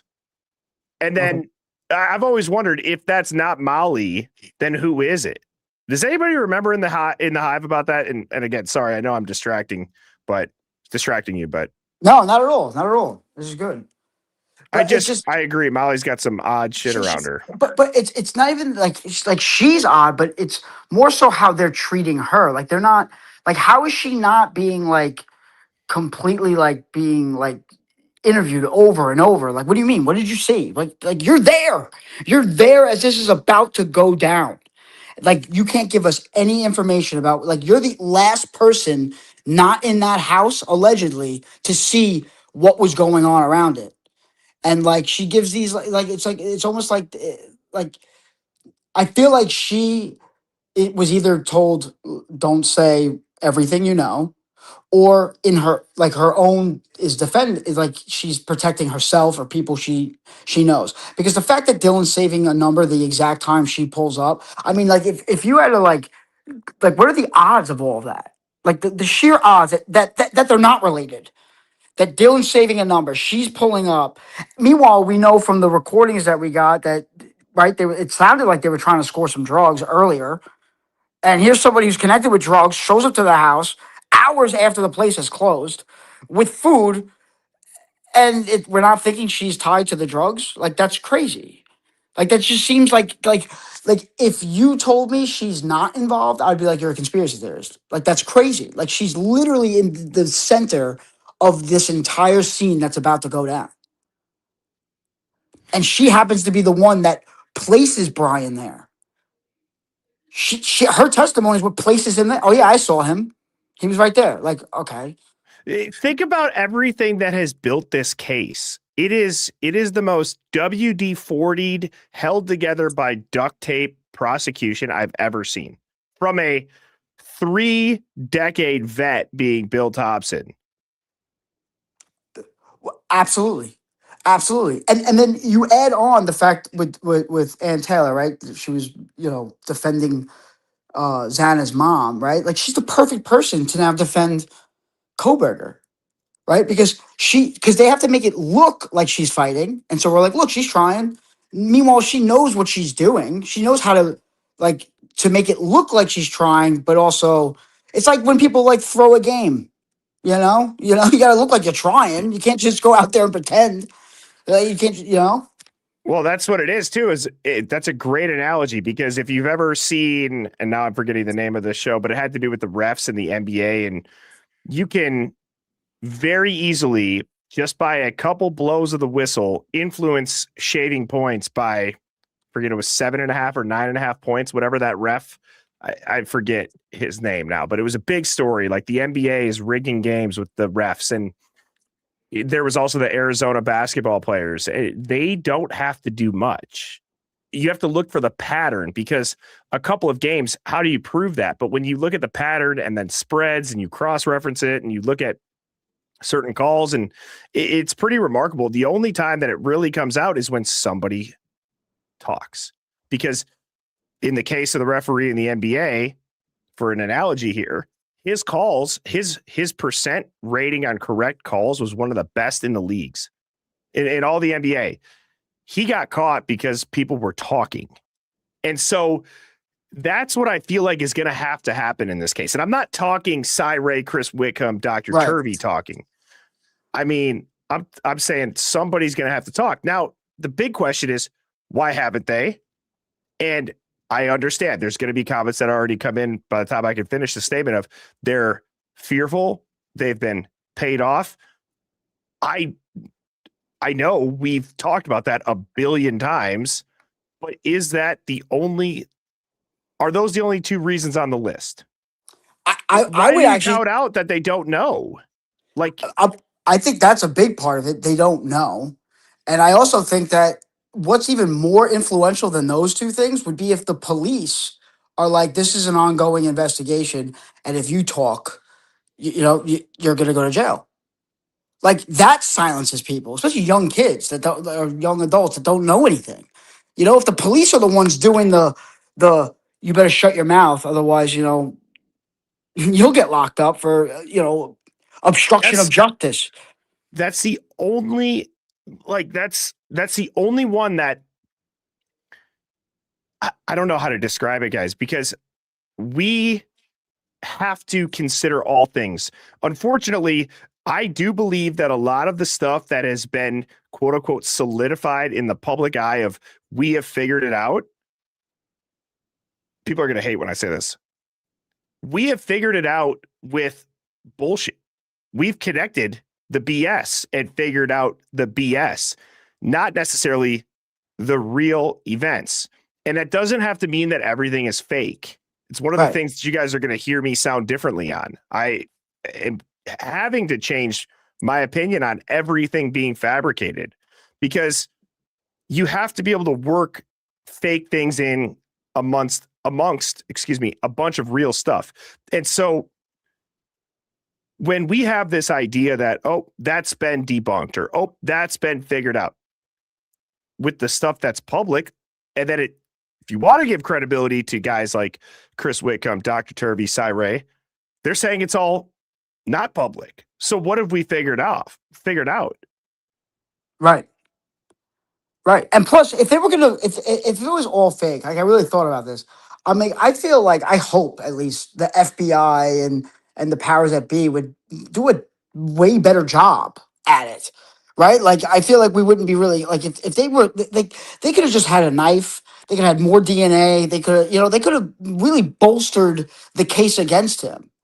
Like, it's all like, it's almost like, is this intentional? Are we like, are like, dude, it's so confusing because every angle is leading to a different point, but all of it has to connect somewhere. And for some reason, Molly has just been on my brain because I'm like, how in any other case, like she's the Cato for the OJ trial, right? He was like their lead witness. And how is she not being like brought up? Like, how is like she's there at the time of the murder? And they're saying that Brian is in the neighborhood at the same time. Like, how is that not? Like, either she's a suspect or she has a lot more to say, and they're just ignoring Molly. And so is Turvey, so is Whitcomb, and so is Cy. They don't even bring up DoorDash. Like, it's like everybody, I gotta start looking at what they're not talking about as opposed to what they are. Because that might be the actual, like, because they're all fighting over the same stuff. Like, oh no, there was a cleanup, there wasn't a cleanup. That probably doesn't matter. Like, maybe that's not even like a thing. Well, let me ask you this. There's one vehicle that they tell us we need to pay attention to surrounding King Road, right? That's the suspect vehicle 1. It's a white Elantra. Even though they tell us what makes that up, it's non-continuous clips that they've had to stitch together or the audio is missing, right? For lack of better words. You guys get my point. So they did that with the car because that's surrounding the immediate crime scene. And I just thought of this literally as you're saying it. What if they they essentially collapsed multiple vehicles into one vehicle? What if they did that same thing for Molly, that they collapsed multiple unidentified people into one, just like they did for the car? And as you were saying that, dude, I'm starting to think to myself, I'm like, that's the copy and paste stuff we got to look at as far as a pattern. Because if Molly represents multiple unidentified individuals, you can apply it to so many other themes in this case. Brian Koberger, lone containment. White Hyundai Elantra, lone containment. One thing contains it. Molly does the same thing for unidentified people walking around the house. That doesn't mean that it's her. It's just everybody seen around the house at that time collapses onto that's the DoorDash driver. 100%, because as long as they don't bring her front and center, they could dump every, theory onto her. Like, oh yeah, that's who that is. She's that missing link. But it's like we see her grab a flashlight. Because Like, it's impossible. You're right. Yeah. With the Dylan contact, it's got to be multiple people that collapsed into, we're going to just say it's Molly. Right.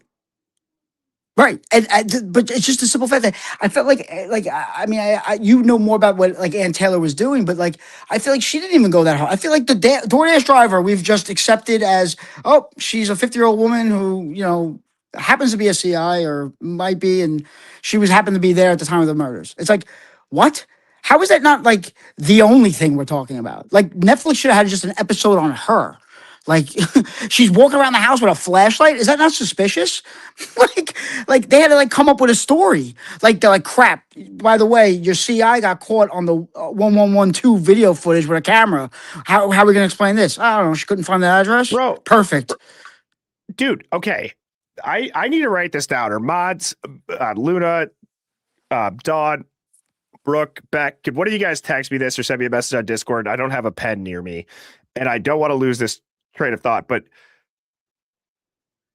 as we're talking right now, I don't know what's happening. My brain is like firing on all cylinders as I'm listening to you. So Molly is walking around exactly at what time? Call it 4 o'clock, 3:59, 3:58. Yeah, it's like 3:51. She shows up on that camera. 3:51. Yeah. And this is okay. So just to back up, I want to include this in the next part about the surrounding area of the house. So 3:51, Molly is seen, and going back to the point that I just made of, are they collapsing multiple unidentified figures into it being Molly? We've always said it makes no sense that Molly's walking around there. She says she's lost all this shit, right? This doesn't make sense because the state is placing Molly walking around with a flashlight. That would be like 20 minutes before their suspect is parking behind the house, and they're making that one. Right. They're combining those two events into the same. Which is an example of what I was laying out of what I think that they're doing now. After you said that, is they just made that one event, but really that's 17 to 18, 19, whatever the math is on that, minutes different. And they made it look like one cohesive event that Brian is essentially parking up there as Molly had just walked down to the end of the street. But now I'm wondering, I got to think through that more, but I just wanted to get that thought out. No, absolutely. And she doesn't even act normal. Like she almost goes like she's looking at the corner to like give a signal with the flashlight. Like it seems like she's like kind of does like a little, Yeah. Yeah. And then the white Elantra pulls up as she's pulling away. Like it just, but the fact that it's not even so much what she's doing, it's the fact that like, how is that not on a detective's lap? And he sees that footage and goes, we need her more than anyone. And we've just brushed her under the rug, and not even Whitcomb or Cyray or Turvey talk about her ever. And that's just another thing too. So you're going to tell me that somebody is arriving into the immediate crime scene the exact same time that a phone contact is being placed, and we're just supposed to think that it's the same person being the DoorDash driver? Or we're supposed to think that that's just not necessarily the same person. We're just supposed to assume that, oh yeah, that's just multiple people randomly happening all within the same time. And again, we're going to combine that with our suspect leaving almost 20 minutes later. Right. That's all these events literally sandwiched. Yes. Yeah. They're condensing it so that it's a because they can't have room for anything else to be in this. That's why his murder took so quick. That's why because they need time is their enemy. The more time there is, it could be anybody. Dude, and I want to know, here's another thing that I don't know if we've thought through. I want to know if Dylan is just saving the number from a previous conversation. That's another thing that they've let us run with. So I was in a group chat over this last week with some of my mother-in-law's husband's family that I didn't know. And not until I got home,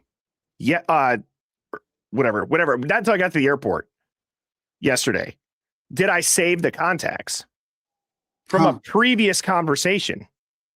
And so I'm wondering if that's what Dylan did. Did Dylan save a contact at 351 or 350 that was from a previous conversation potentially? And again, I'm only saying that because we have to look at it both ways, because if it's not somebody arriving and her saving that contact, and it's just at that time she's saving a contact information from a prior conversation, that could change a lot of the theory. Right. But it seems to me like Molly would have texted her here, right? I'm here. I'm not saying that it's Molly's that Molly Right. is the person that Right. she's Well, that's saving. where my brain was going. Hey, I'm here. And then Dylan's like, oh, all right, cool. And now because she's back into her phone, she now saves the contact again. Because maybe Eric Dower gave it to her because maybe that conversation led to Molly because he knows Molly sells. Molly has stuff. And that brings Molly to the house. So it's like the fact that Molly's there at 351, Dylan's saving a contact. Molly gives a statement that seems like it could be true, that there's a person in the window bouncing up and down, like hiding. And then Dylan saying, oh, I heard someone say, so I think somebody's here. Like those three things actually line up in And what's one. going on? Sorry, what's going on? Yeah. What's going on around 350 on the Linda Lane camera? Again, we've watched that footage so many times. Isn't there somebody that's approaching the house? Oh, right. The guy walking, right? Yeah. Right. So it's like, it seems like that's the moment everyone's kind of moving in. And it to me, if someone's ducking and asking, I think somebody's here, to me, it seems like something has already happened. And that's why they're nervous. And they're like, I think somebody's here. Like, you don't say that just because it's a college house. People are in and out. If there's something going on already, I think somebody's here. Is it a cop? Because there's a flashlight. You don't know. Is it a cop walking up? Did they hear something? That to me is what would make sense to me. And so Dylan's telling the truth, but it's just kind of very vague. Like she knows more, but she's just telling the absolute bare minimum. So is Molly. Everyone's just telling the absolute bare minimum that keeps themselves out of jail. And similar to what you just said with Dylan telling the truth, and this is what I was saying, where I'm sure people hate this because, again, it's quote unquote, it's been solved, Birdie, or we've already established that. And I'm totally taking that thought barrier out of my brain moving forward because I feel like we have to. But what if, and very rarely, and I don't know if we've ever really thought through that much, at least on this channel, what if Molly is the independent DoorDasher that really is showing up, and we have that 350, 351 figure, Dylan adding it. Okay, so we have, if that's the unidentified person that they don't want people to know about, what would you do? You would take Molly, who potentially could be the independent DoorDash driver that's arriving at the same time, and just lump said person, confuse people with the phone contact, and just say it's Molly. For sure. You could potentially. I'm Right, just saying, absolutely. but that's an option. Yeah.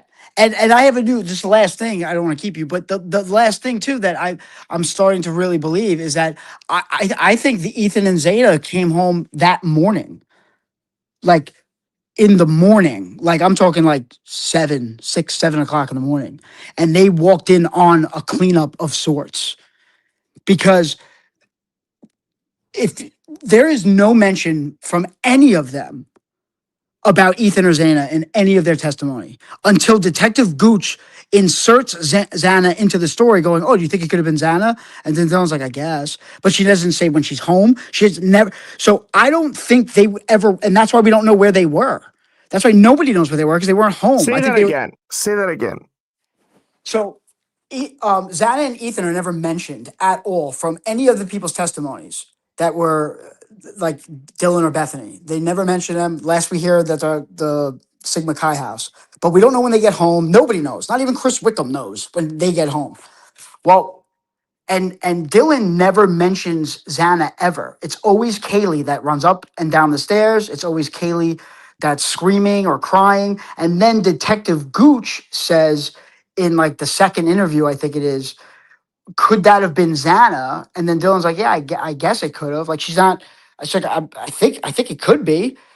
but she doesn't know because she doesn't ever remember seeing Xana or Ethan. And if they're not home until the early morning when this cleanup is going on, it makes a little more sense. I see what you're getting. I'm not following the part though, because Dilla did say that she saw Xana eventually on the floor.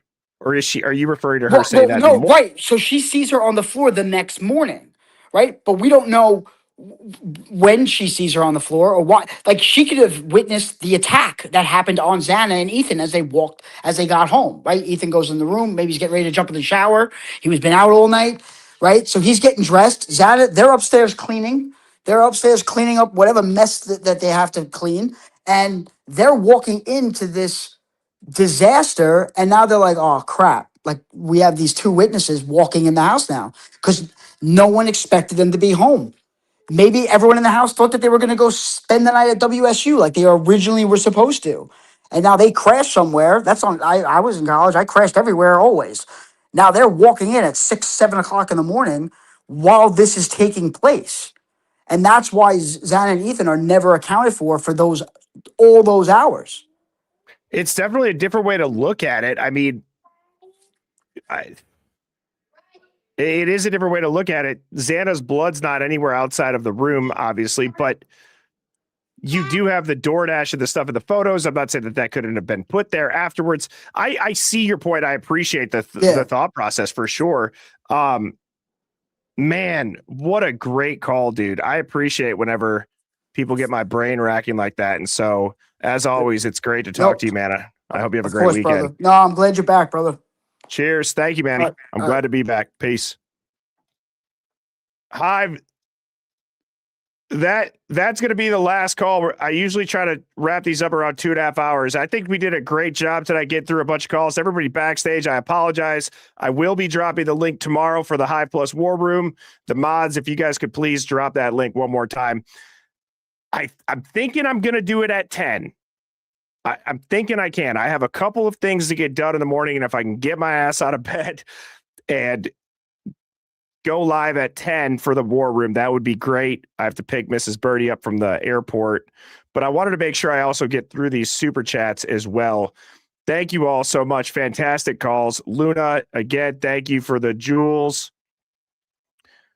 Majestic Princess, Shawley redacted, pretty much at 4 a.m. Ruth Walker said, Birdie, I've said from day one that DM knows who, the what, when, and why. It begins and ends with DM. She has all the answers. I want to know more details now about this 4:17 a.m. thud, whatever audio disturbance that is. That's made a big deal for a reason. Those are the type of things that I'm re-examining for my mini-series.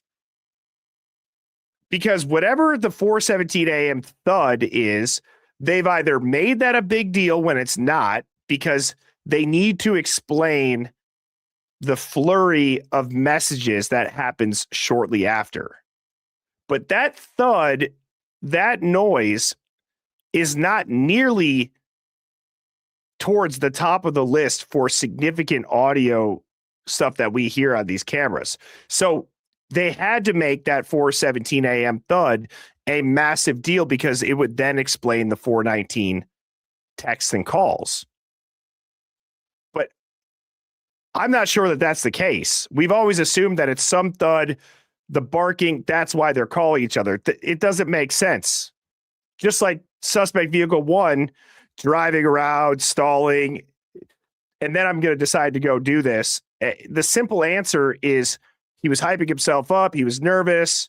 He's not trying, find somewhere to park. Give me a break. Just like, oh, they heard a noise, then they texted somebody. It just feels too simple.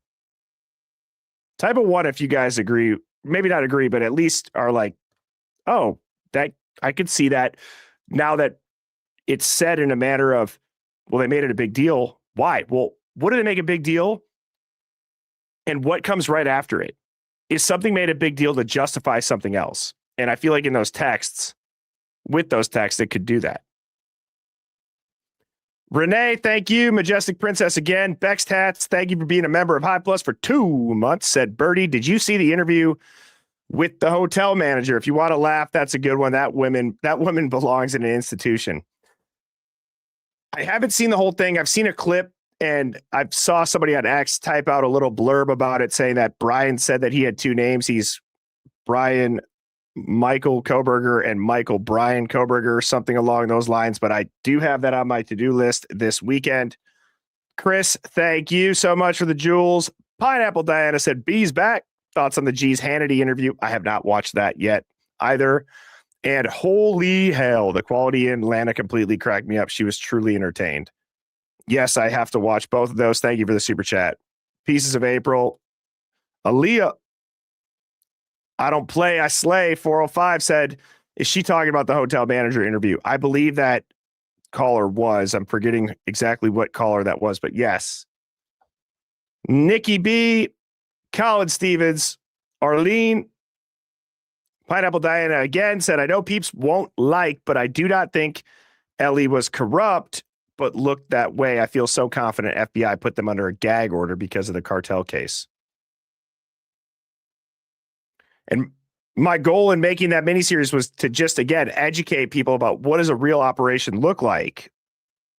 And I hope that I did a decent job separating them out because, again, people thought I was going to immediately come out and say, that's who did it. No, I just wanted to show people, what does that look like? What do they have the ability to do given something that massive as far as the operation goes?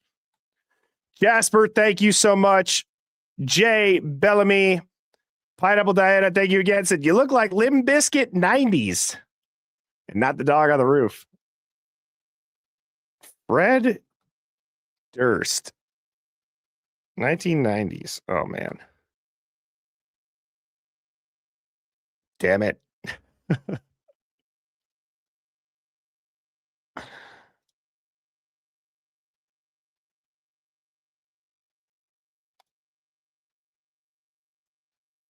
What do y'all think? Similar? Thank you, Pineapple Diana. Nick, thank you for gifting out a Hive Plus membership. Laura, thank you for the jewels. Malice in Wonderlands.